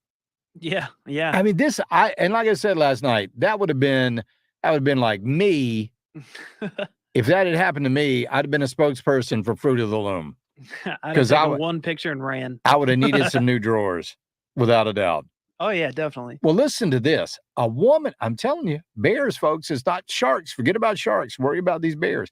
A Canadian woman caught a black bear on camera breaking into her vehicle. Guess what? It appears the bear wanted out of the car. What do you think it was, Tim? There was something in the car. Groceries? Close. Maybe more left groceries? More specific. Honey? No, not that. Hey, that would be a good guess. Honey. Nope, wasn't honey. Another guess? Sugar. Closer. Now you're closer. Let's take a listen and see what happened. It was about 3 a.m, and my dog actually alerted me to something was out there. So I took a look outside and I saw the bear, and he was drinking massive amounts of soda. He started with the Orange Crush, and eventually the last thing he got was the Diet Pop, which is the only thing he didn't finish. So out of the 72 pop, he drank 69 of them. 69 sodas. He started with the Orange Crush. I guess he liked that. He didn't like the diet drinks, apparently. Her name's Sharon Roselle, and the bear's got good taste. The bear's got good taste. The bear said no to the diet soda. So, oh my gosh. But again, I mean, these bears, absolutely, that's crazy. It is. Yeah, don't mess with bears, man. It is nuts. Leaving things. I mean, he broke into the car. It wasn't like he pulled the handle on anything. He broke into this car to get to that soda. Yeah, I could see that. These bears, they're fearless, man. Yeah, they really are. So Roselle had bought 6 cases of soda for her food truck, Sharon's Grill It, according to sources. When the bear broke through one of the windows of Roselle's Suzuki, the noise sounded like a gunshot, she said. She said he was in pretty good shape, but he was hungry. And that was my mistake. I never thought he could smell pop through a can, but he did. 69 out of 72 sodas that Roselle bought, the bear consumed. That is hilarious. That is too good. Turn down for what, man? Say what?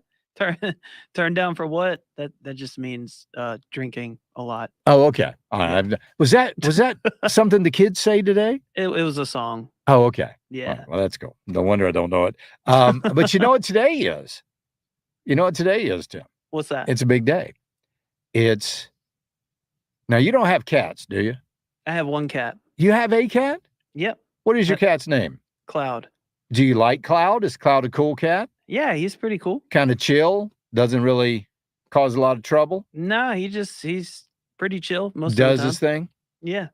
All right, we've got a cat that he's not feral, but he's an indoor-outdoor cat, we'll say. Okay. The family that owns this cat will tell you that the cat just does not like to stay inside.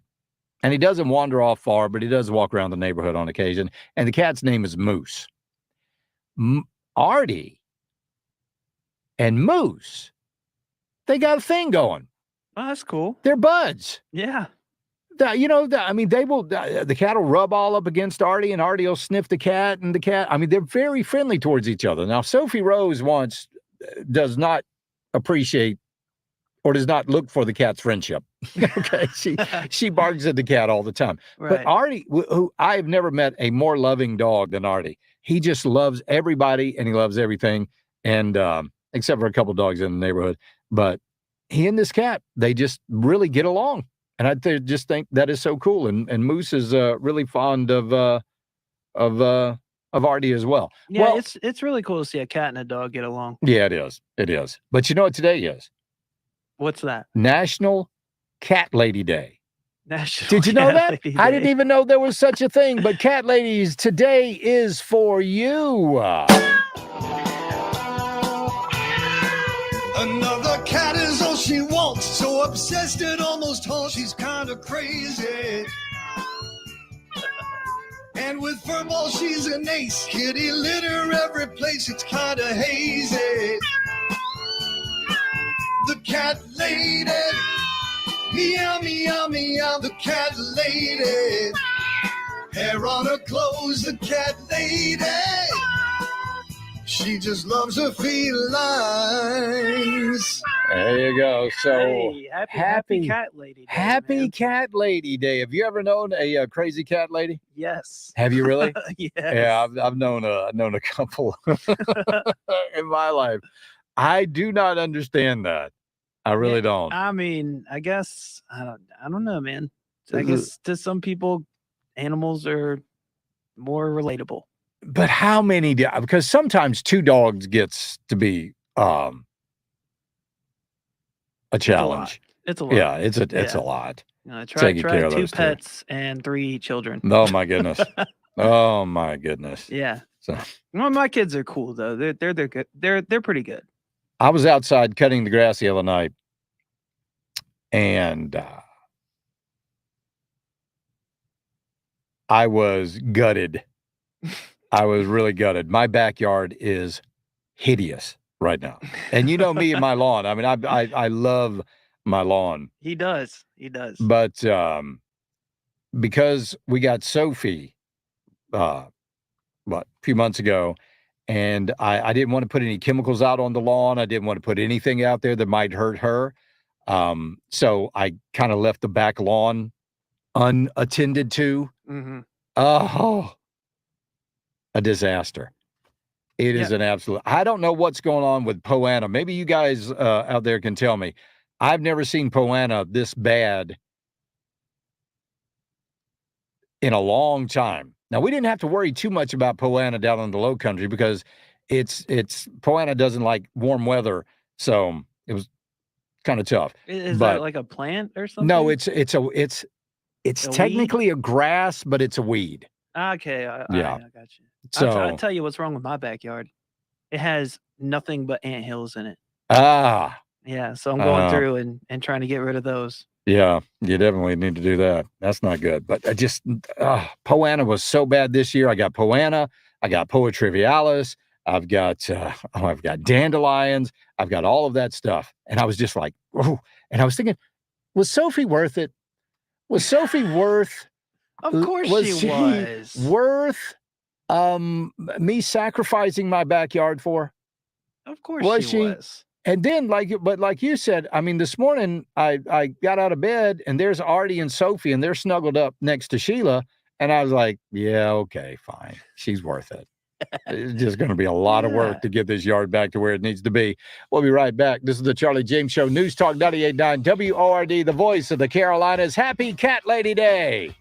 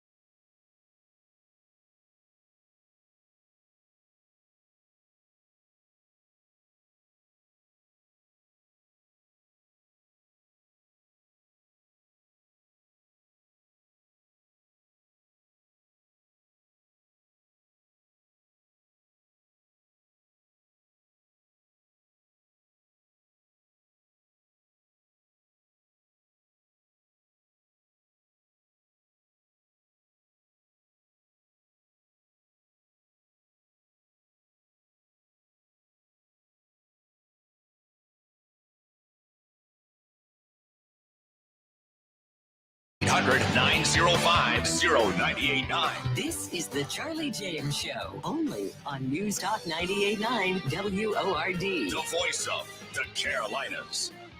Do you remember when Joe Biden,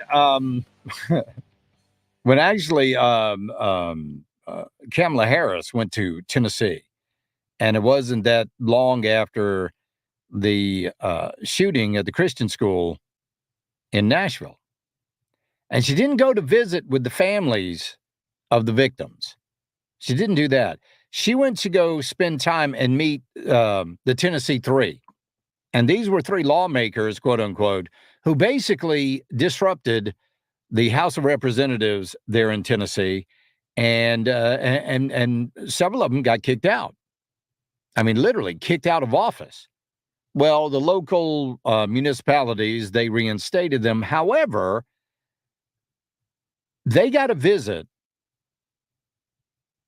from the vice president. The victims of the shooting did not get visits from the vice president.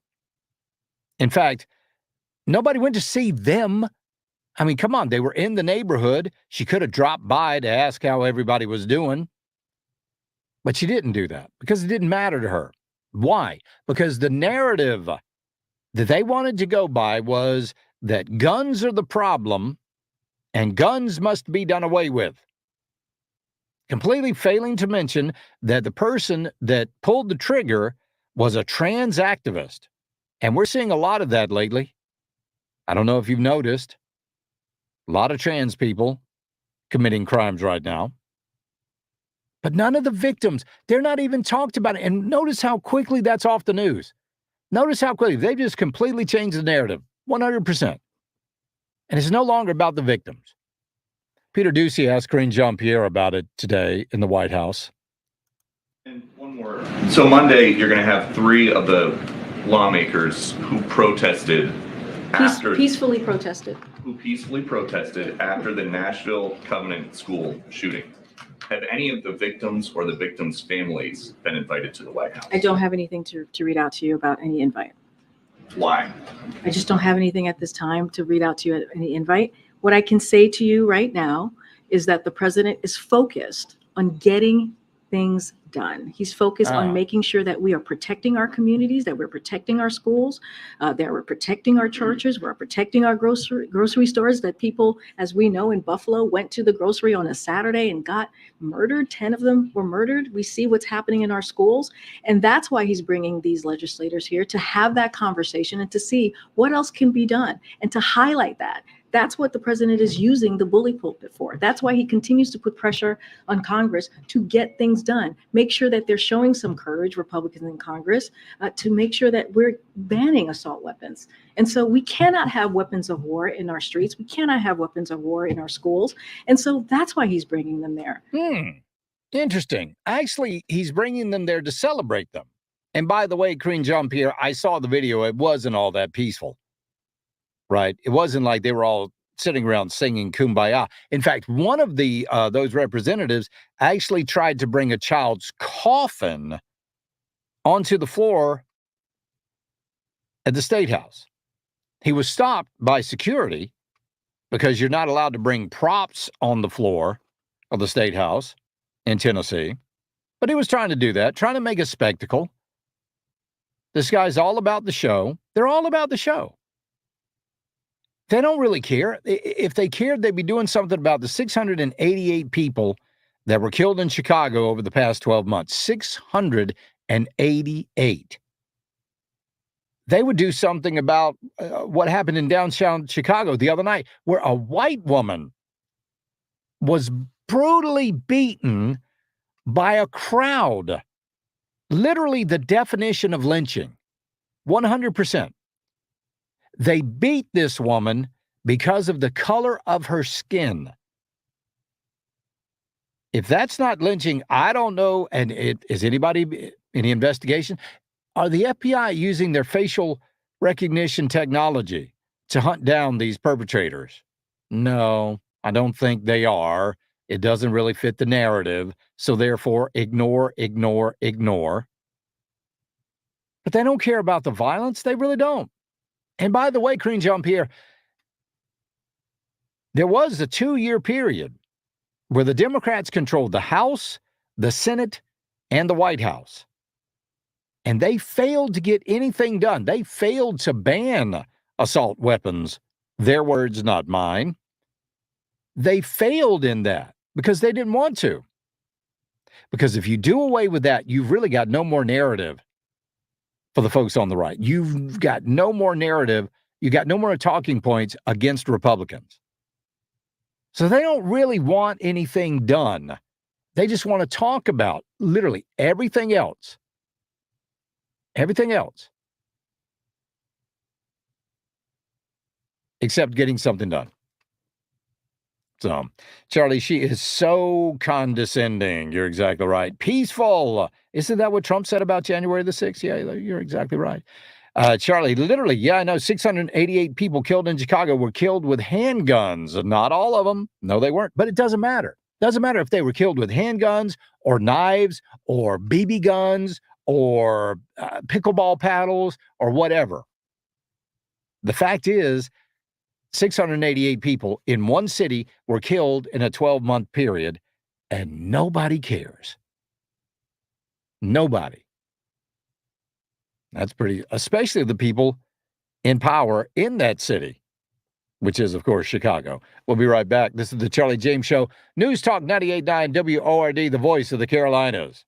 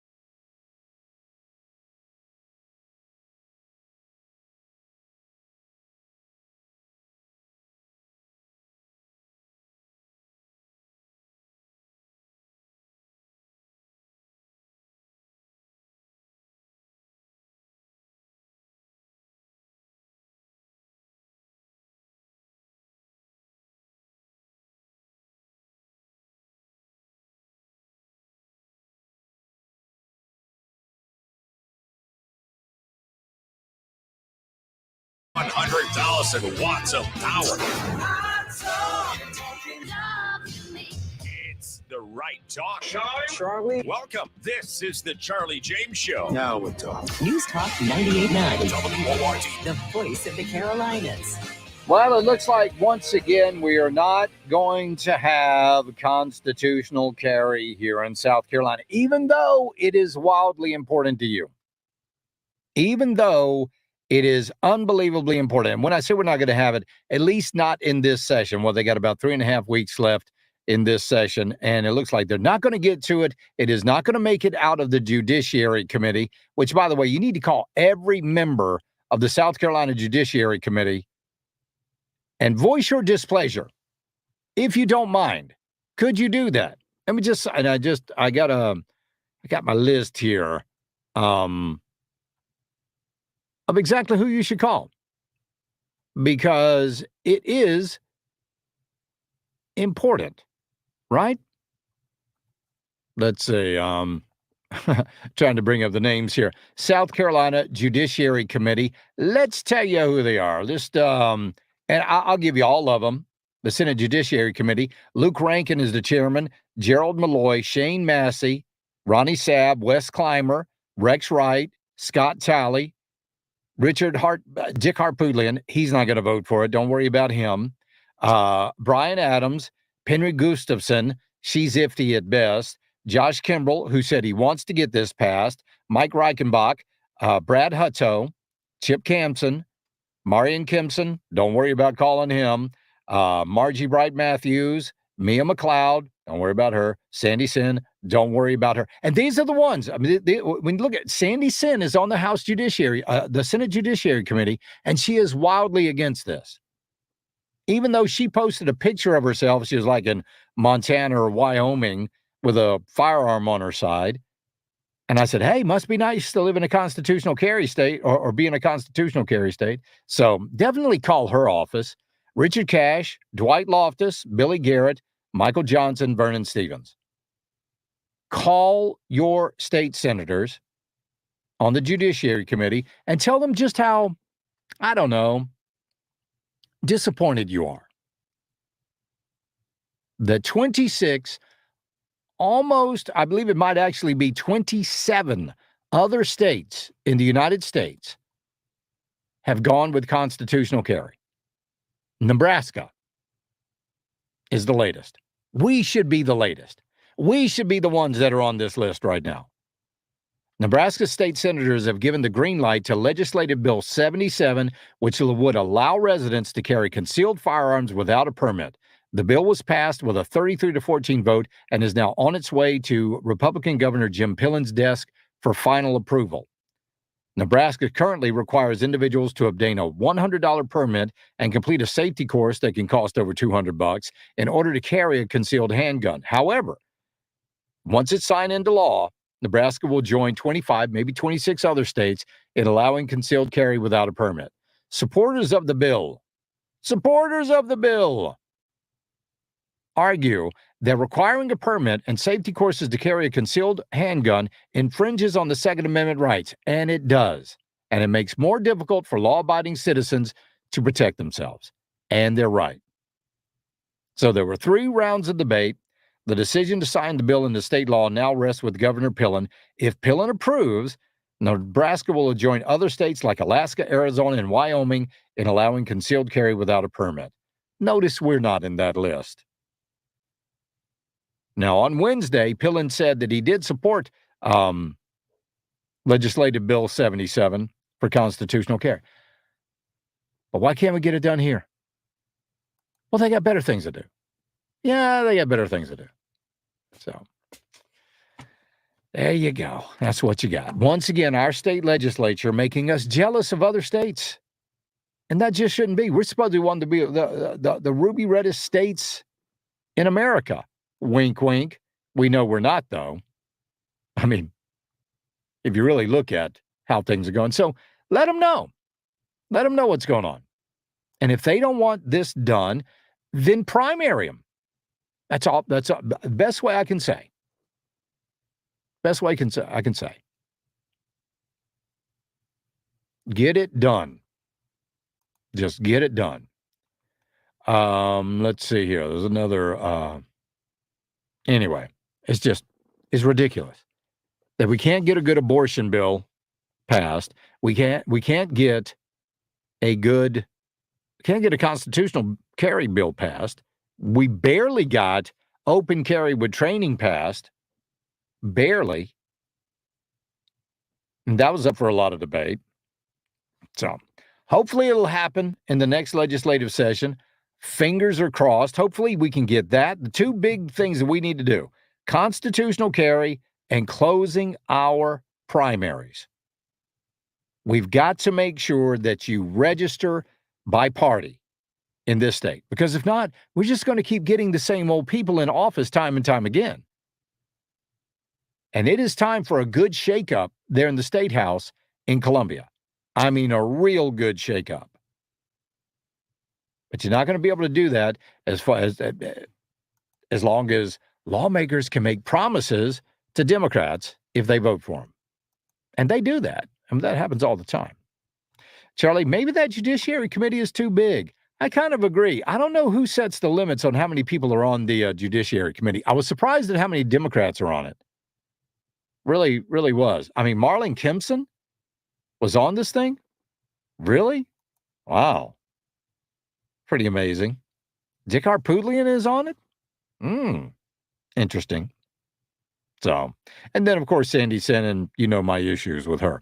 All right, the GS Plumbing Talk Line, 800-905-0989. The Common Sense Retirement Planning Text Line, 71307. I would love to chat with you today as we are live streaming all over the place. We're up on YouTube. Tim, could you just maybe check in and see if our YouTube page is up and running and everything is going well with that? Because I certainly would like to get that on the roster of streaming sites that we have out there. Because we got YouTube, we've got Rumble, we got Twitter, and we got Facebook. And both the station and my pages are streaming the show live. It's live right now. Oh, good. Yeah. You mean we haven't been taken off yet? No, we haven't. Wow. But I had to go through and change some things. Yeah. But we'll see. We will see. Fingers are crossed. Hey, did I tell you I shot 76 today? You did. I'm so happy for you, man. It's so weird. I don't remember telling everybody that I shot 76 at the golf course today. I think you opened with that. Did I really? I just could have swore, because that sounds so unlike me to get on and tell how I shot 76 today. It was an amazing day on the golf course, by the way. And like I said, because of that, nothing can get under my skin today. We'll be right back. This is the Charlie James Show. News Talk 98.9 WORD, the voice of the Carolinas. I shot 76, by the way.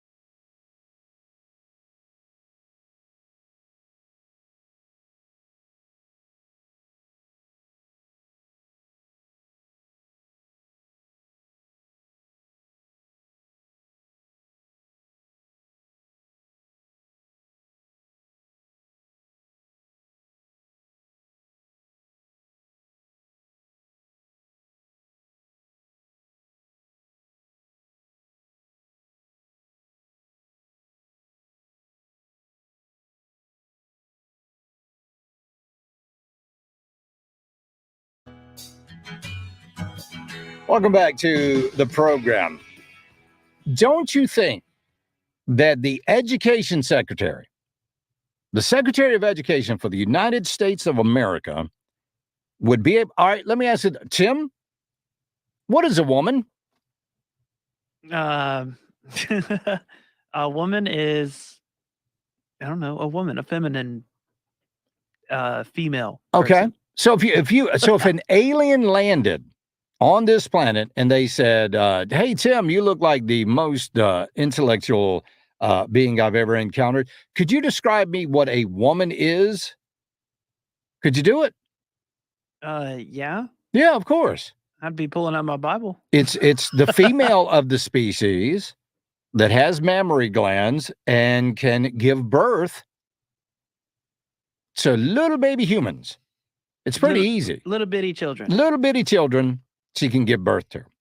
But the Secretary of Education cannot, or rather will not, define what a woman is. Can you please define for me, what is a woman? Our focus at the department is to provide equal access to students. What does HHS say the definition of a woman is? I lead the Department of Education, and my job is to make sure that all students have access to public education, which includes co-curricular activities. So you're not going to answer my question. No, he's not going to answer the question. He's not going to answer the question because he can't answer the question. Because if he answered the question, he would actually be considered sexist, I guess, by a lot of people on the left. Women, you got to do something about this. Come on. It's way past time that you did something about this. Megyn Kelly is absolutely fed up with this, 100%. And rightfully so. She absolutely should be fed up with this. On her show, she went on a little bit of a rant, and it was totally justified. Here is Megyn Kelly talking about transgenderism. If we don't find our voices and start speaking up against this nonsense, we can kiss every woman's space goodbye. We can kiss women's rights goodbye. Mm-hmm. We can kiss sororities goodbye. Yep. We can take off our tops and our underwear and do our yoga in front of perverted men who just want to get off watching us till the cows come home. Stick your daughter in the sorority. Let them at her. Find your voices, ladies, and the men who support us. Otherwise, this is our future. I'm sorry. I'm done. I don't want to deal with this at Tri-Delt, at Kappa Kappa Gamma, in the women's locker room. You can be supportive of trans people and what they're going through without surrendering to this madness. It is, and that's exactly right. It is 100% madness. And it is the marginalization of women, but they don't want you to imagine. I mean, my gosh. This is Representative Maxwell Frost, Democrat of Florida, talking about a GOP bill that would ban transgender athletes from school sports. This morning I called a 12-year-old in my district who is worried about their future as a non-binary kid in this country.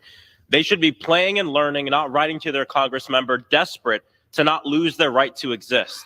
These are the priorities of the Republican majority, not addressing gun violence, rising rent, or medical bills, but violating the privacy of children. Mm-hmm. And I'm glad I get previews. I get like special previews of what this Republican majority is going to try to do in this body, because they're simply taking bills that are being passed in Florida and across the South, horrible bills, and trying to get them passed up here. This isn't about a problem that needs a solution, but about politicians looking for a target. We want freedom and liberty for all of our people, and they want the government to be in children's pants.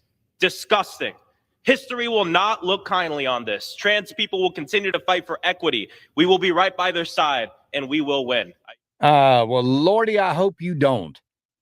I hope you don't win. So you're telling me Maxwell Frost needs to be hitting the head with a silver hammer. Beatles fans will get that. You're going to tell me that a man masquerading as a woman has the right to compete against them in sports? That a man masquerading as a woman has the right to go into a women's locker room where they're changing? A man masquerading as a woman has the right to use whatever restroom they want?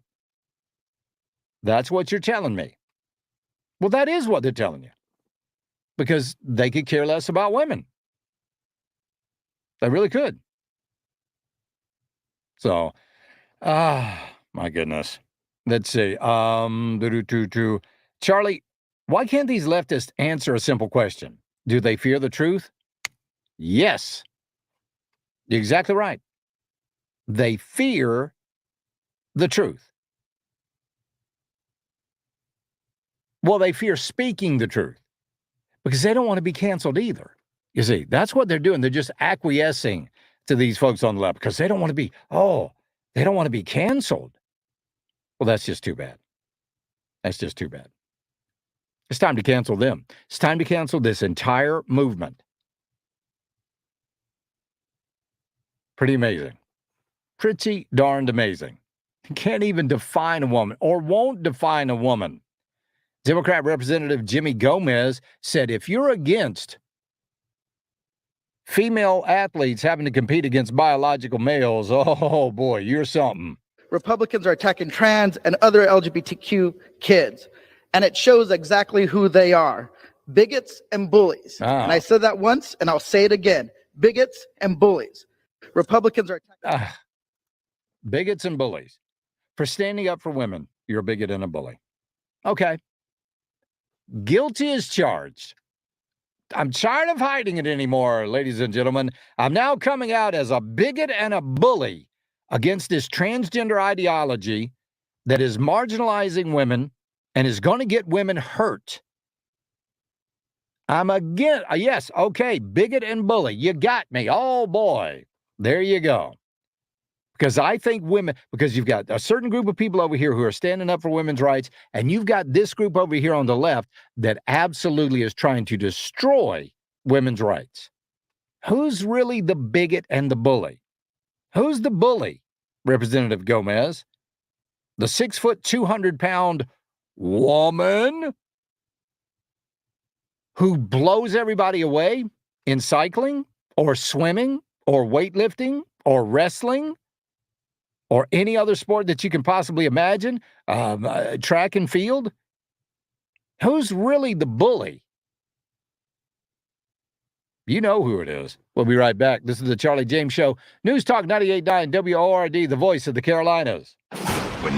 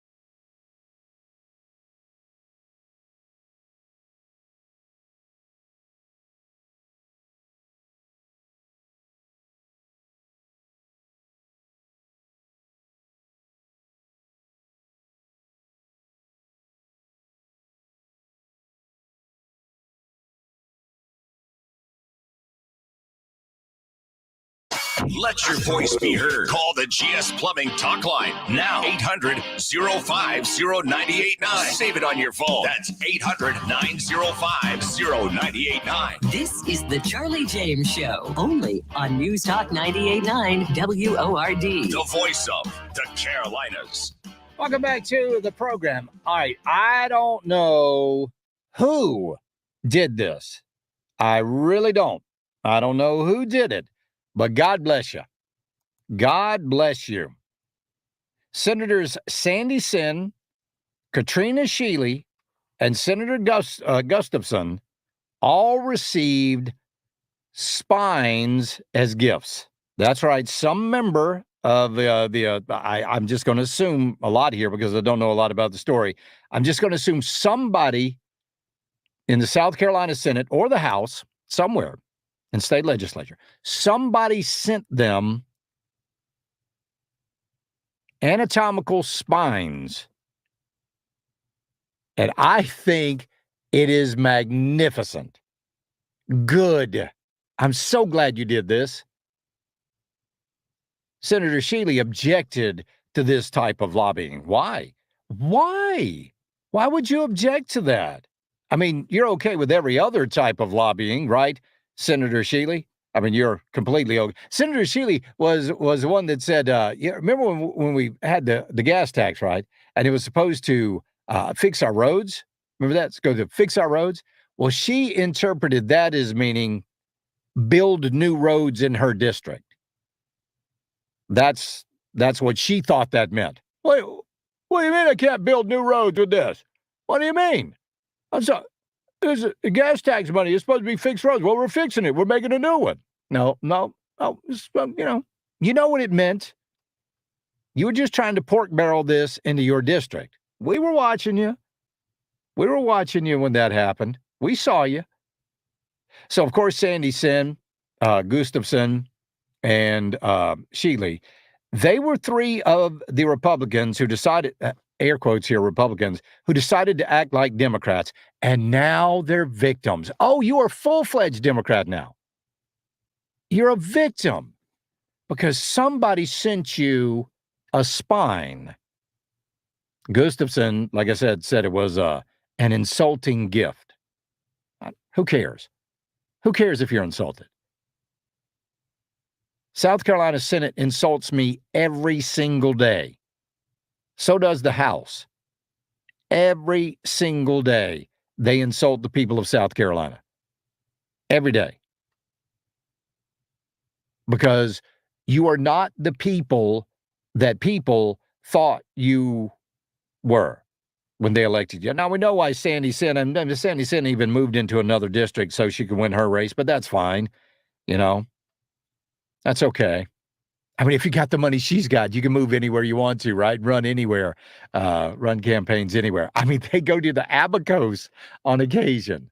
They go out to Montana and Wyoming and take the whole family for vacation. Yeah, they got the money. They don't have to worry about it because the things that affect them don't really affect you. And the things that affect you don't affect them.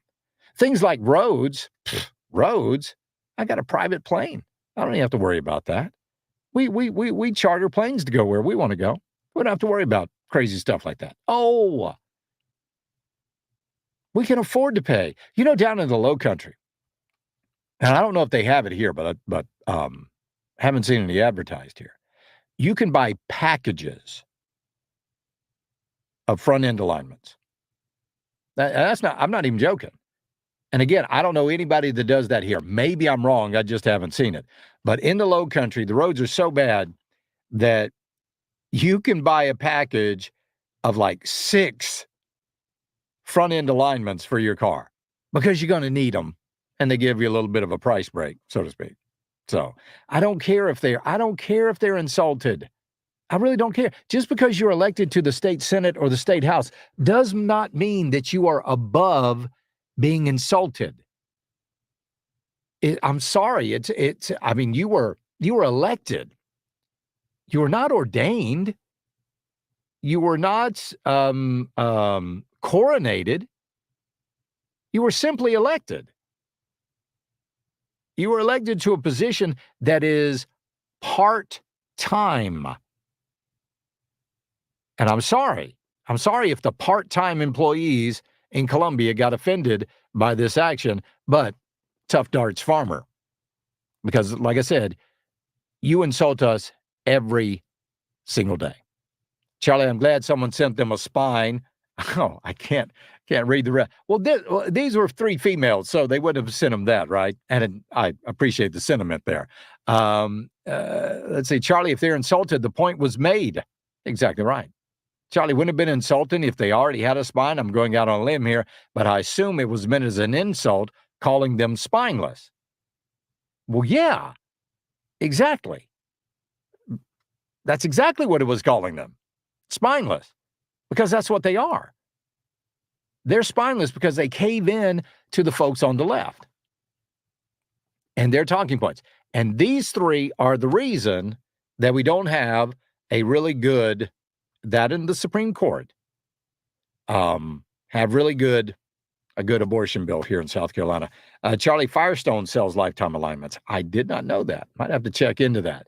Okay, the GS Plumbing Talk Line, 800-905-0989. The Common Sense Retirement Planning text line, 71307. There is a reason why why politicians have a bad reputation. And you would think they would want to dispel that bad reputation. You think they would want to dispel that stereotype, but they don't. It's almost like they embrace it. They really do. So, my goodness. Charlie, everyone send alignment bills and location of potholes to the Department of Transportation. Yeah, there you go. Charlie, don't you realize South Carolina is always the last to the table and miss out on the boon? Just like the cannabis thing, everyone else will have it legal and be able to ship it anywhere. Maybe so. I don't know. I do not know. I do know I don't care that politicians are offended. I really don't. I'm okay with that. In fact, I want them to be. I want them to be offended. I want them to be insulted on a daily basis. I really do. And I don't care. And whoever sent those spines, again, thank you. Thank you. Tim, you have a hashtag now. Oh, yeah? Yep, you've got a hashtag. What's that? You've actually got a hashtag. Hashtag Tim can spell it.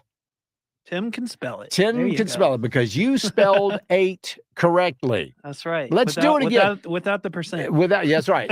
So you, again, tell us how you spell the word 8. EIGHT. Yes, you're exactly right. How does Joe Biden spell it? 1,000 billionaires in America. You know the average tax rate they pay? 8, EIGH%. 8%. EIGH%. I'll never get tired of hearing that. Sorry, Joe. Back of the class. No wonder you came in the bottom of your class in law school. We'll be right back. This is the Charlie James Show. News Talk 98.9 WORD, the voice of the Carolinas.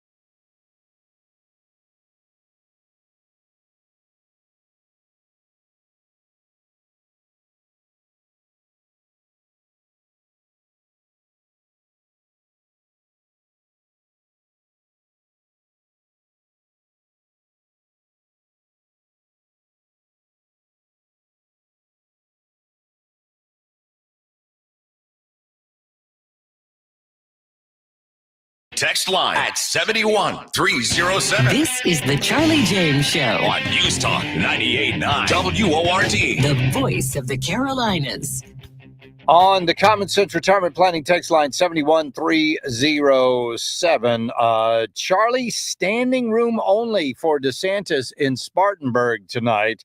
The doors open for that event right around 5:30, and I think it's going to start in just about 12 minutes from now. So you guys let me know. I want a full report coming up tomorrow about the DeSantis event that's going on in Spartanburg. Of course, Ron DeSantis was also speaking earlier this morning down in the Low Country in North Charleston.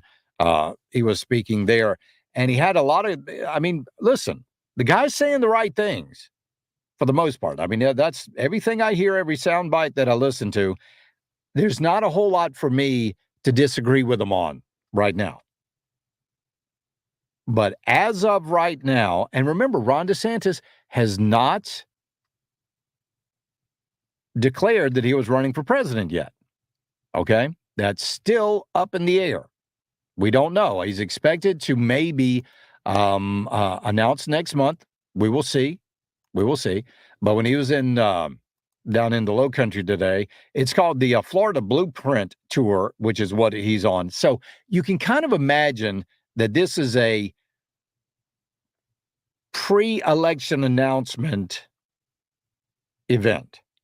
All right, because once you file and announce that you are running for president, new laws start to kick in.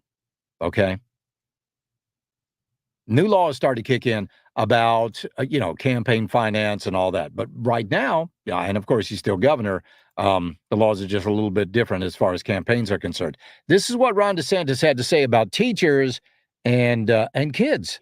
Education stuff's important to me because I know how important it is to our state. I know how important it is to our country, but it also is important to me because my wife and I have a 6, 5, and 3-year-old kids at home. So we're looking at it through the lens of parents ourselves. And we just believe that parents should be able to send their kid to school, have them watch cartoons, just be kids without having some agenda shoved down their throats all the time. So gender ideology has no place in our K through 12 school system. And we've made that very, very clear. It is wrong for a teacher to tell a student that they may have been born in the wrong body or that their gender is a choice. And so we don't let that happen in Florida.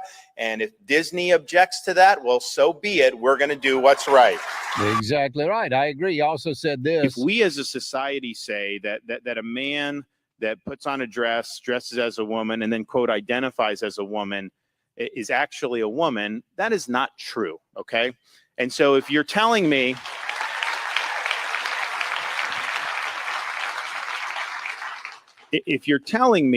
that I have to accept that is a woman, you're asking me to be complicit in a lie, and that I will not do.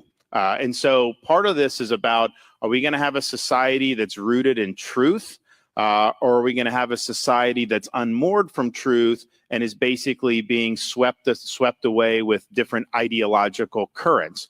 Because if you're saying that is a woman, you're putting ideology ahead of truth and reason. So, listen to this. This is Charleston's own embarrassment, Stephen Colbert, suddenly really concerned about the kids. People have said, maybe have another, maybe create a state park, maybe try to do more amusement parks. Someone even said, maybe you need another state prison. Who knows? Yeah. A state prison next to Disney. He's about to run for president, and his latest proposal is, I'm going to put Florida convicts next to your children. DeSantis, of course, has made many other threats. He's floated the idea of raising taxes on Disney hotels and imposing tolls on roads that lead to its theme parks. Okay. Oh, no. Now going to Disney World might become expensive. But did you notice that Stephen Colbert has no problems with putting drag queens in with your kids? Stephen Colbert has no problem with gender ideology in class. He has no problem with any of that. But boy, you can't get I thought prisoners were good people, Stephen Colbert. You gotta You got to pick and choose your battles here, pal. Charleston's own embarrassment. So, let's see. But here's the thing. Teachers in our schools today are telling our kids that there's something wrong with them. There is something wrong with you. And I'll give you an example. Critical race theory. You get kids in the class, you divide them up by race. People of color, kids of color over here, you white kids over here. And then you look at the class and go, and you look at the people of color and you go, you are oppressed. Something wrong with you. You're oppressed. And then you look at the white kids and you go, and you're the oppressors. Little Sally, you're an oppressor. Of all of these other kids in the class, you are oppressing them. Well, how am I doing that? By existing. You just exist as a white person, and therefore you are oppressing these people of color. You people of color, you're oppressed, and it's Sally's fault. It's Sally's fault that you're oppressed. It's Sally's fault that you're not getting a good education. It's Sally's fault that the crime rate's so high. All of this is Sally's fault. And Sally, there's a good way for you to get back in my good graces, okay, Sally? Because I've noticed that in some of your talk and some of your mannerisms that you are probably really a boy. And I think you are transitioning. And I want to help you transition because that way, Sally, you will no longer be an oppressor. You will be part of the oppressed. Would you like to go over to this side of the class, Sally? Would you like to move over here, Sally, and not be an oppressor anymore? Don't you think it's time that you transitioned, Sally? That's what they're doing. That's what they're doing today. That's how they're treating our kids in class. It was, I think she's up in Minnesota. This woman said that she wants, I'm trying to find this story here. I had it bookmarked. Oh, here we go. GFL representative, that is the basically the Socialist Party, says that white kids should feel bad. Now, you thought what I was just doing was just an exaggeration, but it's not. Representative Athena Hollins of Minnesota, who is openly pansexual, said in an interview that American history should make white kids feel bad. She said, when I've been told, when I talk to people, is that white kids feel bad about what happened in the past. And she said they should feel bad. They should. Oh, you thought I was just joking a minute ago when I said that. No. This is what the Democrats believe. That you should feel bad. And that's the goal. That is actually her goal. She said, oh, nobody blames white kids for America's past, wink, wink, but they should feel bad about it. No. My little pantomime there was based on a lot of truth. All right, we're going to get out of here. Mark Levin is coming up next. Y'all have a fantastic evening, won't you? We'll see you. And by the way, did I mention I shot 76 today? I don't know if I said anything about that, but I shot 76 today. Mark Levin's coming up next. We love you. God bless. Buckle up. Bye, y'all.